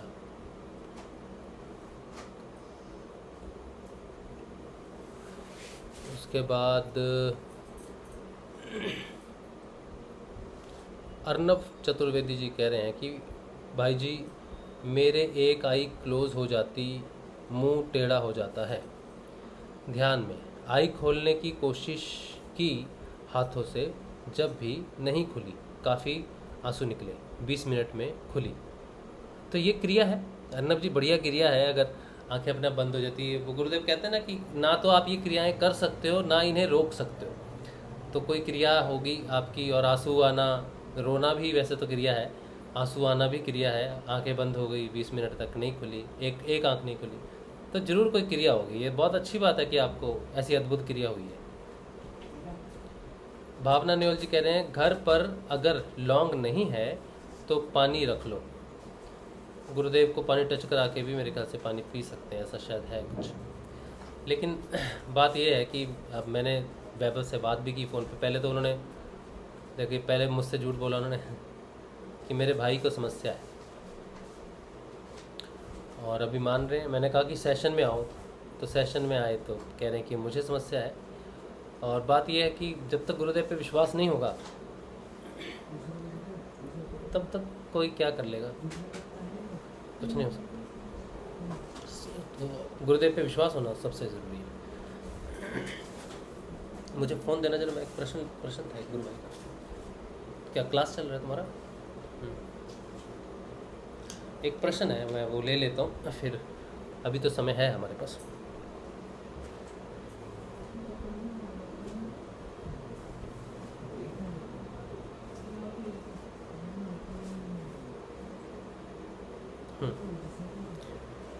ये नमन बिष्ट हैं, हमारे गुरु भाई हैं। ये इनका प्रश्न है, कहते हैं जय श्री गुरुदेव, आज के सेशन में आप ये जिक्र करना कि सिद्ध योग में जनेऊ, अंगूठियाँ, माला क्यों धारण नहीं करनी है। जैसे जनेऊ का प्रश्न मेरा है कि जनेऊ हर सनातन धर्म का पुरुष कभी न कभी पहनना ही पड़ता है सनातन धर्म में। हमें 3 ऋण, पितृ ऋण, ऋषि ऋण, देवता ऋण होते हैं जो हमें तारने पड़ते हैं, वो कैसे तरेंगे। और 5 दोष जो हमें जन्म से हमारे साथ होते हैं, काम, क्रोध, ईर्ष्या, मोह, लोभ, वो तो यम नियम से सिद्ध हो जाते हैं, पर जनेऊ के बिना तो शादी तक नहीं होती, और जब बच्चा बड़ा होता है तो जनेऊ करना ही पड़ता है, और जब पहनना ही नहीं है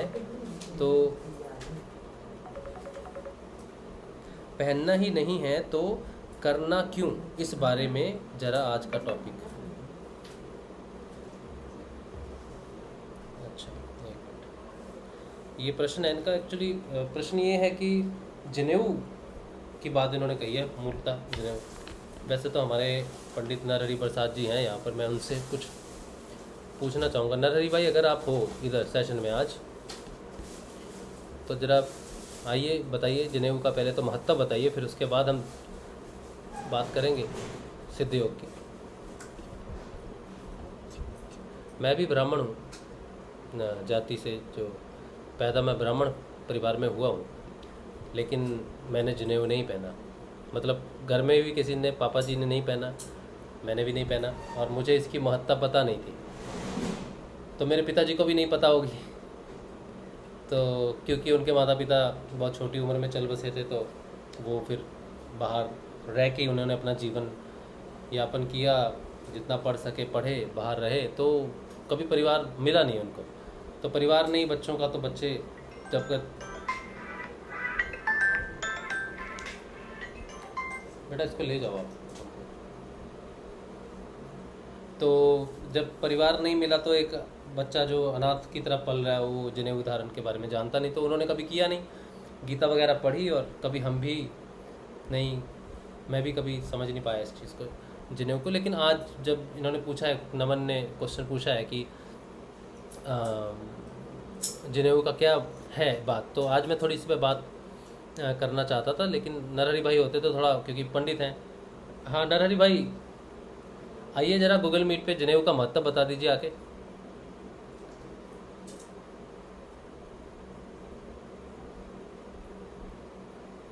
तो पहले नरहरि भाई का थोड़ा सा जान लेते हैं। मैं जितना जानता हूँ शायद नरहरि भाई उससे ज़्यादा जानते होंगे जनेऊ के बारे में। तो पहले तो हमें जानना ज़रूरी है कि चीज़ क्या है, सिद्ध योग में क्या करना चाहिए, वो फिर बाद में डिस्कस करते हैं। भावना जी कह रही हैं घर पर अगर लौंग नहीं है तो पानी रख लो। फिर कह रही हैं कि द्वारिका कौन जा रहा है प्रचार के लिए? 27 तारीख को पहुंचना है द्वारिका में कोई प्रचार प्रसार है शायद। हाँ जी नरहरि भाई, जय श्री गुरुदेव। जय श्री गुरुदेव। एक गुरु भाई का प्रश्न है जो आपने सुन लिया होगा उधर। नहीं, अभी मैं जस्ट ज्वाइन किया था, वो आया था वहाँ पे। तो हमने आपको याद ही किया था सेशन में। अच्छा अच्छा। हाँ, तो प्रश्न ये था कि एक गुरु भाई पूछ रहे हैं कि जनेऊ संस्कार जो है सनातन धर्म में ये बड़ा अनिवार्य है, शादी में भी करना पड़ता है और बच्चा बड़ा हो जाए तो तब भी करना पड़ता है। तो सिद्ध योग में क्या जनेऊ धारण करना चाहिए, नहीं करना चाहिए, क्यों नहीं करना चाहिए, तो वो पूछ रहे हैं। तो सिद्ध योग के हिसाब से तो हम जवाब ढूंढेंगे कुछ ना कुछ, लेकिन पहले जनेऊ की क्या महत्ता है? आपने तो जनेऊ धारण किया होगा और करवाते भी होंगे। हाँ, तो आप थोड़ा बताइए जनेऊ के बारे में। जय गुरुदेव, जय श्री गुरुदेव। वैसे हमारे वर्ण व्यवस्था में 4 वर्ण ब्राह्मण, वीडियो ऑन कर लीजिए नरहरि भाई, वीडियो ऑन कर लीजिए अगर संभव है तो। हाँ, हमारी वर्ण व्यवस्था में मनुस्मृति के अनुसार 4 वर्ण हैं, ब्राह्मण, क्षत्रिय, वैश्य और शूद्र। तो सभी को यज्ञोपवीत धारण करने का अधिकार दिया गया है, उसके पालन के अनुरूप, जो पालन कर सके। जनेऊ एक प्रकार से सिंबॉलिक होता है कि इसके द्वारा, इसको धारण करने के बाद अमुक नियमों का व्यक्ति को पालन करना चाहिए। तो ये 5 वर्ष के बालक भी यज्ञोपवीत धारण करने का पहला अधिकार 5 वर्ष होते ही उसको धारण करवा दिया जाता है।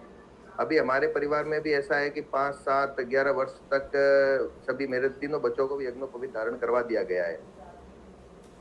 उसमें गुरु होते हैं, वो यज्ञोपवीत धारण करवाते हैं और फिर एक स्वाध्याय करने नियम बताते हैं कि सुबह जल्दी से पहले उठना चाहिए, बाद भूमि को स्पर्श करना चाहिए, पृथ्वी को प्रणाम करना चाहिए, पृथ्वी माता को उसके लिए एक मंत्र दिया जाता है, उसके माता पिता को प्रणाम करना चाहिए, फिर घर में स्थापित देवी देवताओं को प्रणाम करना चाहिए।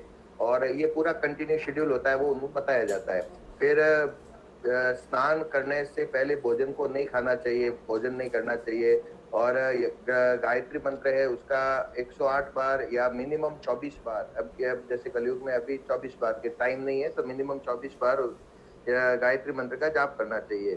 स्वाध्याय के लिए कहते हैं ना, सत्यम वद, ये धर्म है यज्ञोपवीत धारण जिसके किया हुआ है। सत्यम वद, सदा सत्य बोलना चाहिए। धर्मचर, अपने धर्म का पालन करना चाहिए। मातृ पितृ गुरु देवो भव, इनको देवता के रूप में मानना चाहिए। अतिथि देवो भव। स्वाध्याय न प्रमद, अपने स्वाध्याय जो भी करता है उसमें कोई भी प्रकार का विघ्न नहीं करना चाहिए और समय पर स्वाध्याय करना चाहिए। तो एक रूप से अध्यात्म में ढालने के लिए शुरुआत में ही यज्ञोपवीत संस्कार किया जाता है। करने की उम्र 5 वर्ष से लगाकर 10 वर्ष के 12 वर्ष तक उसको अच्छा माना जाता है। उससे जो लेट करते हैं तो उसको अच्छा नहीं माना जाता है। समाज में हमें एक सुसंस्कारित व्यक्तित्व निर्माण के लिए ये सारे यज्ञोपवीत संस्कार है वो किए जाते हैं, जिससे एक संस्कारी बचपन से ही उसको संस्कार मिले। माता पिता का सम्मान, अतिथि आने वाले मेहमान का सम्मान, सत्य को बोलना है, सत्य को धारण करना है, तो उसके बीज बोए जाते हैं।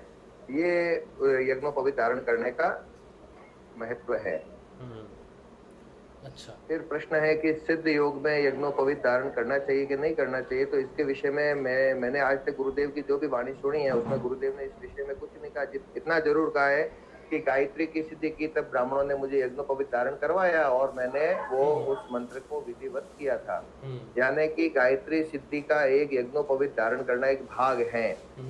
लेकिन अब इसमें सामान्य रूप से जो सिद्ध योग में है और शुरुआत से उनके परिवार में अगर यज्ञोपवीत कोई धारण नहीं करता है और वो सिद्ध योग में आ चुके हैं तो मुझे नहीं लगता कि उनको अलग से यज्ञोपवीत धारण करके संस्कार करवा कर सिद्ध योग में आगे बढ़ने के लिए आवश्यक हो।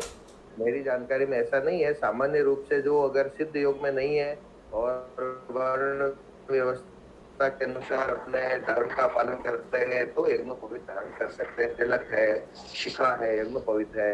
तो एक संस्कार का एक सिस्टम है, वो गुरु परंपरा में यज्ञोपवीत एक उसका माध्यम है। जय गुरुदेव। जय गुरुदेव। बहुत नरहरि भाई हमारे ये पंडित हैं और ये सारा संस्कार और जो भी सिस्टम रहता है वेदांत के अनुसार जो है वो करते हैं। तो उनकी जो इन्फॉर्मेशन है बहुत ही इम्पोर्टेंट इन्फॉर्मेशन है। उन्होंने बताया कि यज्ञोपवीत क्यों धारण किया जाता है और कैसे करवाया जाता है और किस लिए करवाया जाता है, कारण क्या है उस चीज़ का। ये नरहरि भाई ने जो इन्फॉर्मेशन दी, मैं भी इस पर कुछ शेयर करना चाहता हूँ। और उन्होंने ये भी बताया कि सिद्ध योग में आपको इसे धारण करना चाहिए कि नहीं करना चाहिए, क्योंकि गुरु हैं आपके और मार्गदर्शन हो रहा है, कुछ परिवर्तन आप में आ रहा है। तो उन्होंने अपना बताया और बहुत सही मुझे उनकी बात, पूरी बात लगी, पूरा जवाब उन्होंने अपना दे दिया और बहुत अच्छा जवाब है उनका। मैं थोड़ा सा इसमें और ऐड करना चाहता हूँ। जब हम इस संसार में आते हैं तो हम किसी भी चीज़ के साथ नहीं आते।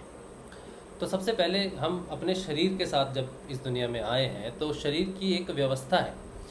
शरीर की व्यवस्था कई खंडों में की जाती है। मूलतः इसके जो खंड हैं वो नाभि से ऊपर और नाभि से नीचे के खंड को माना जाता है।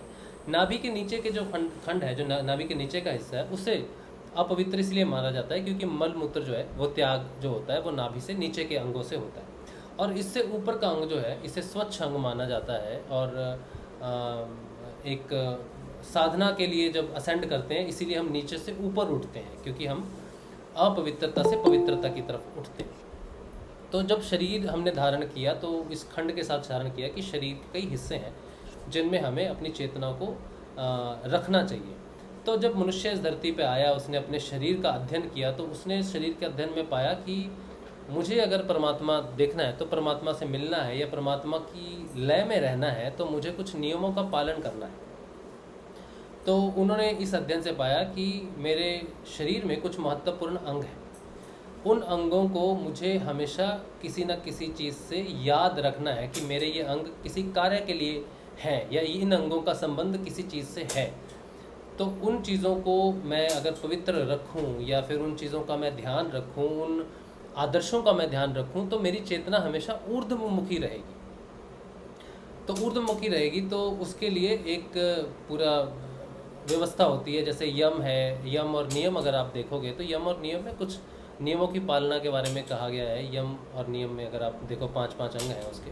तो वैसे तो 12-12 हैं जो हमने श्रीमद् भागवत गीता में श्री शुकदेव की जो भागवत कथा है उसमें हमने पढ़ा था कि श्री कृष्ण ने कहा कि 12 यम है, 12 ही नियम है, तो टोटल 24 हैं। लेकिन संक्षिप्त रूप से अगर देखें तो 5 यम है, 5 नियम है। इनकी पालना करना ही जीवन और मृत्यु को साक्षात करके रखना, जीवन को सुव्यवस्थित करना है।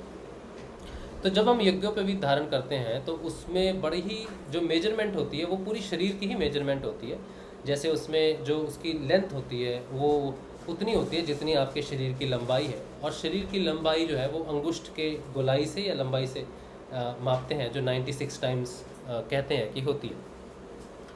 अब ये जो है शरीर को जब 96 करते हैं, 96 की लंबाई करते हैं, तो उसे 3 भागों में विभाजित करते हैं। जनेऊ की जो रस्सियाँ रहती हैं वो 3 रहती हैं बच्चों के लिए। ये 3 होना एक अपने आप में 3 तरह की शिक्षा है, 3 तरह की विद्या है, या फिर 3 तरह की अलग अलग आप कह लो कि गुण हैं। मनुष्य के जो 3 गुण होते हैं उनकी हिसाब से उसको रखा जाता है। ये 3 देवियों का भी प्रतीक मानी जाती है, जैसे लक्ष्मी है, सरस्वती है और दुर्गा है, स्ट्रेंथ गॉडेस है। तो ये तीनों चीज़ें हैं और इसके साथ ये 3 गुणों को भी डिफाइन करता है यज्ञोपवीत। और इसके साथ कुछ वचन यज्ञोपवीत के साथ जो है वो धारणा होती है। इसके साथ ही गायत्री मंत्र बहुत ज़्यादा महत्वपूर्ण होता है। गायत्री मंत्र जो है वो हमें रोशनी, एक रोशनी है, एक पवित्र रोशनी है, एक उजाला है। जिसके पास गुरु नहीं होता उसके पास अगर गायत्री है तो गायत्री गुरु का ही कार्य करती है, क्योंकि गुरु स्वयं रोशनी है और गायत्री भी प्रकाश ही है। तो प्रकाश ही गुरु है। जिनके गुरु नहीं होते उनके लिए प्रकाश ही गुरु होता है। तो गायत्री ही एक तरह से वो प्रकाश है जिसको धारण करने की साधक कसम लेता है। जब वो यज्ञोपवीत धारण करता है तो गायत्री का जाप किया जाता है। गायत्री का अर्थ है कि हे प्रकाश, मैं तुझे धारण करता हूँ, या तू मेरे अंदर वो प्रकाश कर, या तू मेरे अंदर स्थापित हो, ताकि मैं अपनी आत्मा को तरफ बढ़ सकूं, अपनी चेतना की तरफ बढ़ सकूं। तो जनेऊ एक तरह का गुरु को धारण करना ही है। जनेऊ का धारण करना गायत्री के प्रकाश को धारण करना और गुरु को धारण करने जैसा ही है। इसमें जब साधक, जब बच्चा या मनुष्य जब पैदा होता है वो घर में रहता है, तो घर के आवरण में रहता है। जब वो पहली बार घर से बाहर निकलने के लायक होता है, जैसे इन्होंने कहा 5 वर्ष में उसकी जो है शिक्षा शुरू होती है। शिक्षा एक तरह की बाहर की शिक्षा है जो अहंकार के साथ आती है। घर में जो अंदर की शिक्षा होती है जिसे विद्या कहते हैं, और बाहर की शिक्षा है जो अहंकार के साथ आती है। तो उसको, उस जनेऊ को इसलिए पहनाया जाता है, वो एक तरह से कवच का कार्य करता है। कवच का कार्य इसलिए करता है कि अविद्या का मेन स्थान जो है वो तामसिकता है, और नाभि से नीचे का जो है वो उसका हिस्सा है। तो जब हम बाहर जाते हैं, बच्चे जब पहली बार बाहर जाते हैं तो वो बहुत कुछ बाहर से सीखते हैं, बाहर बहुत चीज़ों को टच करते हैं, बहुत सारी ऊर्जाओं के संबंध में आते हैं। तो पहली गुरु जो माता होती है तो उसको 5 वर्ष तक माता के आश्रय में रहना पड़ता है। उसके बाद पिता का कार्य शुरू होता है। पिता उसको दुनिया की जिम्मेदारियों के बारे में बताता है, दुनिया का ज्ञान कराता है, उसके लिए उसको शिक्षा देनी ज़रूरी होती है। तो पिता एक गुरु के रूप में उसे जनेऊ पहनाया जाता है, जिसमें पिता का महत्वपूर्ण योगदान होता है।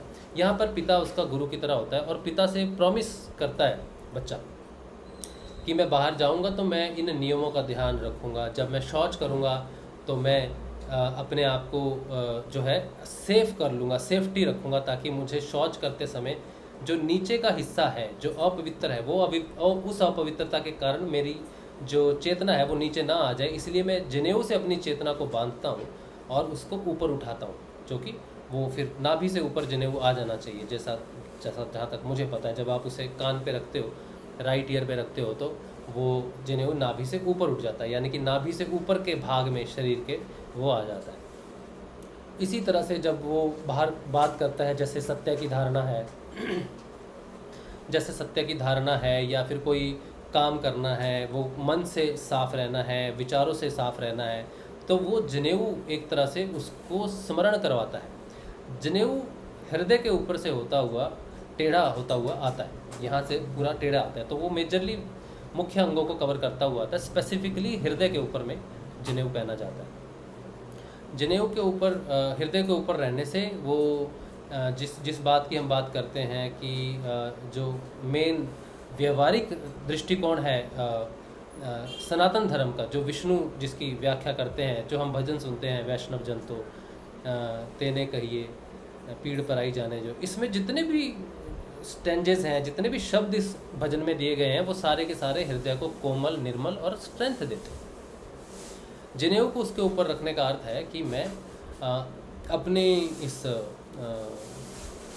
ग्रंथि को रखूँगा। इसके साथ ही जनेऊ तीनों ग्रंथियों को भी डोनेट करता है। ब्रह्म ग्रंथि को डोनेट करता है, जहाँ पर वो प्रोमिसेस करता है अपने पिता से, या अब बच्चों को पता नहीं चलता वो क्या प्रोमिसेस कर रहे हैं, लेकिन उन्हें बताया जाता है कि आपने बेटा बाहर जाना है, जनेऊ धारण किया तो झूठ नहीं बोलना है, अपने आप को शौच में रखना है, और आने वाली परिस्थितियों से घबराना नहीं है, और वो सारी चीज़ें बताई जाती हैं। तो वो ब्रह्म ग्रंथि को रिप्रेजेंट करती है। इसी के साथ ही जब वो हृदय पे आता है तो वो विष्णु ग्रंथि को रिप्रेजेंट करती है, और तीसरी जो है उसकी रुद्र ग्रंथि को रिप्रेजेंट करती है कि तुम्हें बाहर गुस्सा आए या फिर तुम्हारे अंदर तो काम भावना ना जागे, इसके लिए तुम्हें जनेऊ को ऊपर उठाना है। हाँ नरहरि भाई। हाँ, इसमें आपने जो धागा कहा ना, इसमें जनवरी के 96 होते हैं, तार होते हैं, 96 इंचेस या कुछ लंबाई होती है अंगुष्ठ की। हाँ 96 होते हैं धागे इसमें। हाँ। और उसका ये प्रमाण होता है कि उसके अंदर 84 सिद्धों के हैं। हाँ। ये 84 धागे तो सिद्धों के। हाँ। और 9 धागे 9 नाथों के। अच्छा। और जो 3 होते हैं ब्रह्मा, विष्णु और महेश के। और ये जो हृदय की बात बताई, इसमें जो जॉइंट होता है जहाँ पे गांठ लगाई जाती है, उसको ग्रंथि कहते हैं। तो वहां पर 3 गांठें लगती है, उनके नाम है ब्रह्मा, विष्णु और महेश। तीनों गुणों को सिंबॉलिक रूप से बताते हुए उस गांठों को हृदय प्रदेश पर उसको रखना चाहिए। यज्ञोपवीत धारण करते हैं तो जो जॉइंट गांठें होती है वो हमारे सीने के पास में उसको यज्ञोपवीत धारण करवाते उस समय वहां रखी जाती है। तो इसमें 9 नाथ, 84 सिद्ध और तीनों गुणों के जो ब्रह्मा, विष्णु और महेश, इनका सामंजस्य होता है। हाँ हाँ हाँ, बहुत हाँ, तो ये चीज़ है 96 की विभाजना की हुई है। 96 की जो पूरा विभाजना है वो 96 कई तरह से उसको विभाजित किया गया है। उस 96 में पूरा ब्रह्मांड की वर्णन भी आता है। उस 96 में जैसे नरहरि भाई ने कहा कि ये जो सिद्ध हैं, 84 सिद्ध हैं, नवनाथ हैं, वो भी आते हैं, 3 ग्रंथियाँ आती हैं, विष्णु महेश आती हैं, हृदय आता है, बहुत महत्वपूर्ण है इसलिए वो हृदय पे रहता है, गांठ भी हृदय पे रहती है, और ये सारी चीज़ें हैं।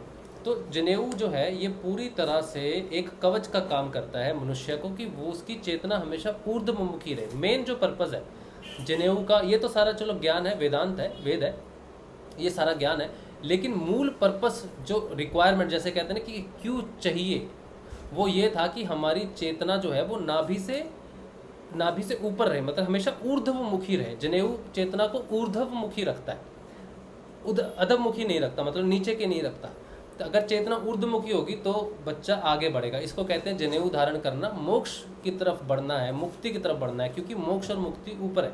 तो चेतना अगर असेंड नहीं करेगी तो मोक्ष नहीं हो सकता। तो जनेऊ जो है वो आपकी चेतना को ऊर्ध्व गति देता है, ऊर्ध्वमुखी रखता है, इसलिए कि वो एक तो आपको कुछ वचन में बांध के रखता है, उसके ऊपर वो क्योंकि गायत्री से उसको शुद्ध किया होता है, पवित्र किया होता है, वचन किया होता है, और एक तरह से कवच का कार्य करता है। और जो सीरियसली उसको धारण करते हैं और उसका पालना करते हैं, उनकी चेतना वाकई ऊर्ध्वमुखी रहती है, क्योंकि वो उसकी पालना करते हुए आपको दिखेंगे। बहुत सारे लोग ऐसे हैं जो आपको उसकी पालना करते हुए दिखेंगे, लेकिन कईयों का जनेऊ आप देखोगे तो वो काला हो जाता है, वो बदलते ही नहीं।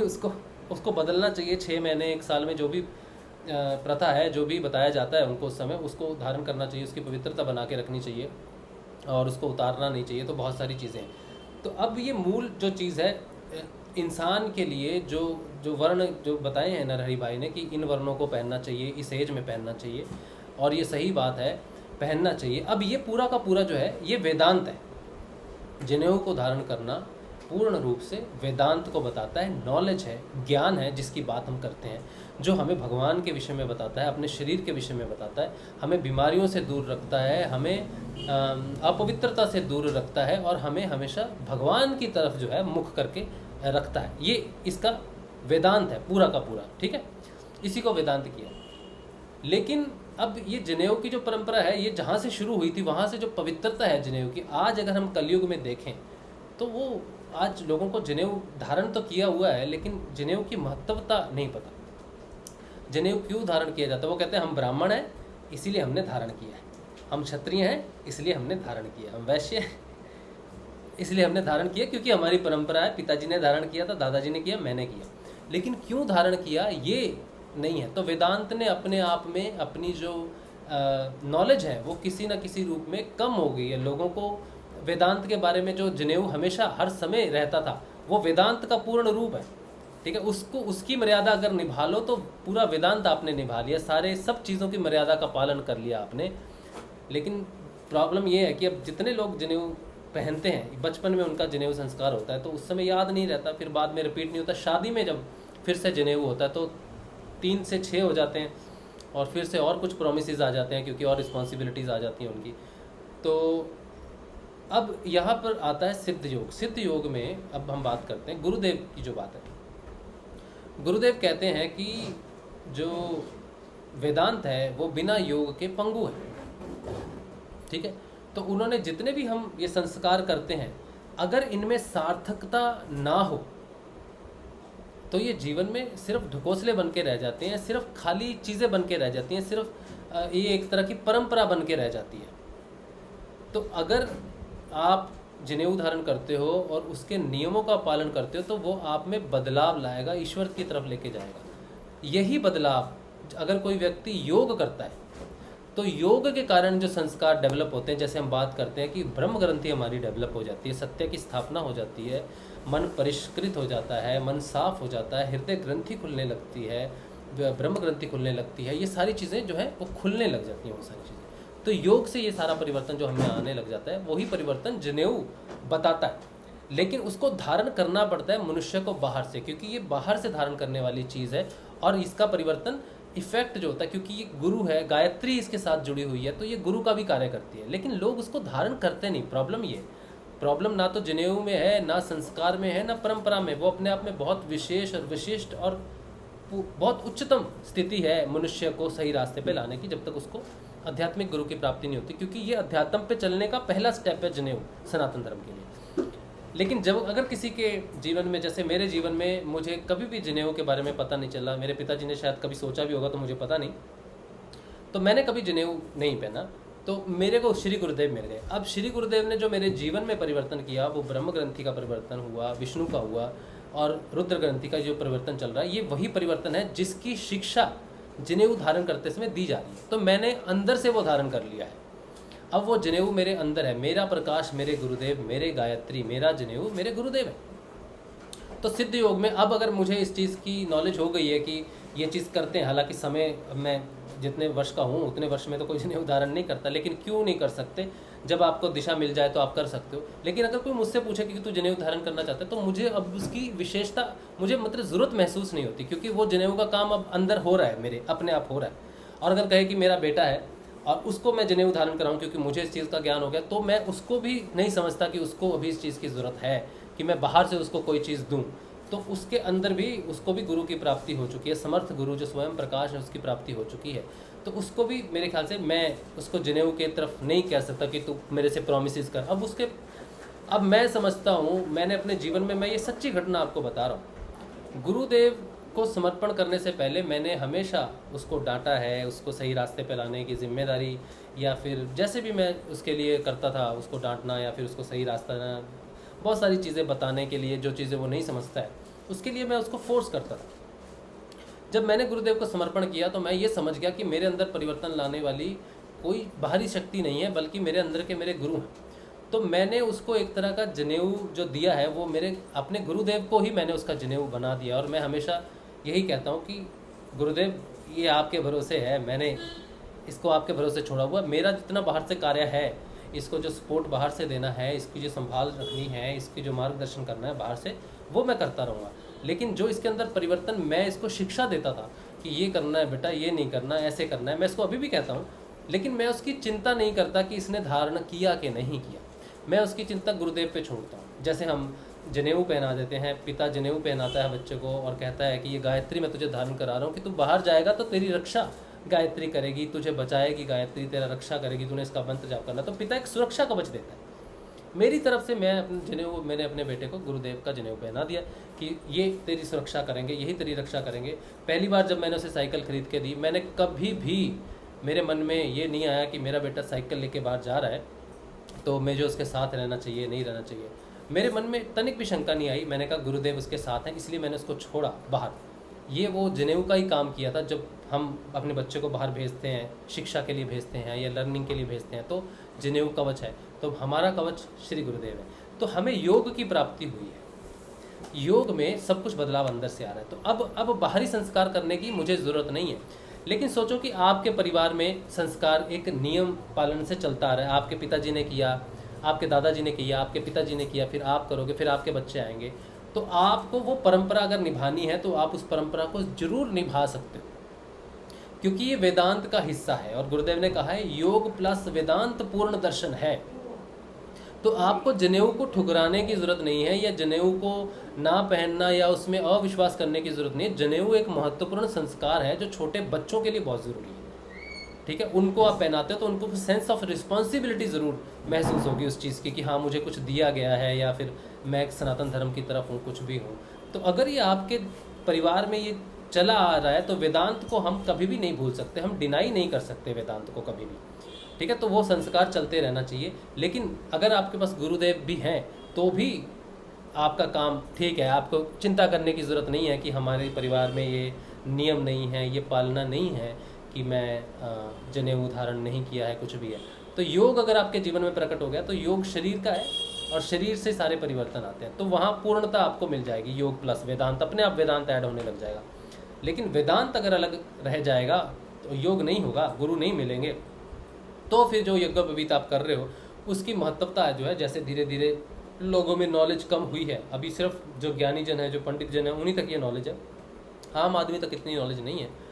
तो वो नॉलेज कम होती जाएगी क्योंकि साक्षात्कार नहीं होता, और दुनिया में इतना कुछ होता है तो बच्चे उतना ध्यान नहीं रख पाते, वो चीज़ अपवित्र हो जाती है और वो उस तरह से कार्य भी नहीं होता। तो बहुत सारा रस्म रिवाज है। तो फाइनल ये है कि मेरे हिसाब से गुरुदेव की जो ये है सिद्ध योग अगर आप करते हो तो आपको यज्ञोपवीत की टेंशन नहीं लेनी चाहिए। लेकिन संस्कार अगर परिवार में चलता आ रहा है तो आप उस संस्कार को मानिए, अपने माता पिता की आज्ञा का पालन कीजिए और उसको भी धारण कीजिए। और गुरु तो आपके अंदर है ही, और गुरुदेव का नाम जप और ध्यान करते रहिए तो यज्ञोपवीत आपकी सहायता ही करेगा, वो किसी तरह की रुकावट नहीं बनेगा। ये कोई ऐसा डोरी या धागा नहीं है कि आपने किसी बाबा जी का धागा पहन लिया है या किसी देवता की डोरी पहन ली है। ये संस्कार है, ये एक वचन है कि मैं अपने आप को शुद्ध रखूँगा मन से, तन से, सूक्ष्म शरीर से, कारण शरीर से और अपने स्थूल शरीर से मैं अपने आप को स्वच्छ पवित्र रखूँगा। ये एक तरह का प्रॉमिस आदमी अपने आप को करता है और कुछ नहीं।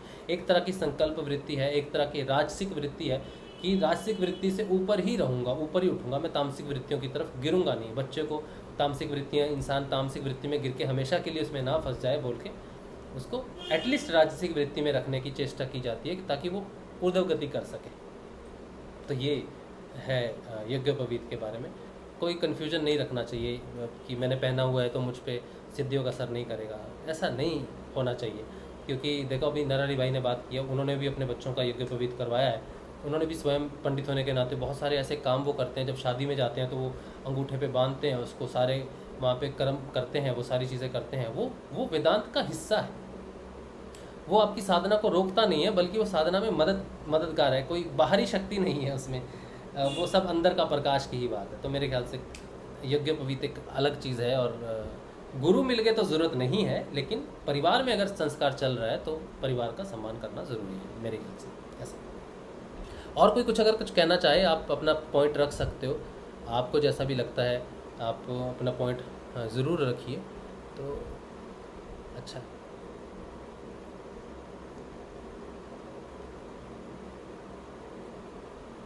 ठीक है जी, चलिए।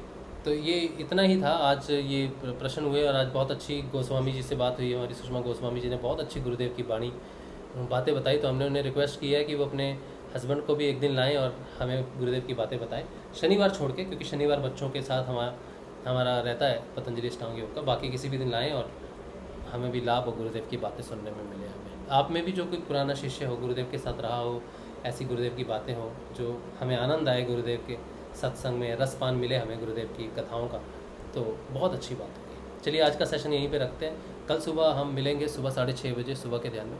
आप सबको जय श्री गुरुदेव, जय श्री गुरुदेव, जय श्री गुरुदेव, जय श्री जय श्री गुरुदेव, जय श्री जय श्री जय श्री जय श्री गुरुदेव, जय श्री दादा गुरुदेव, जय श्री गुरुदेव, जय श्री दादा। जय श्री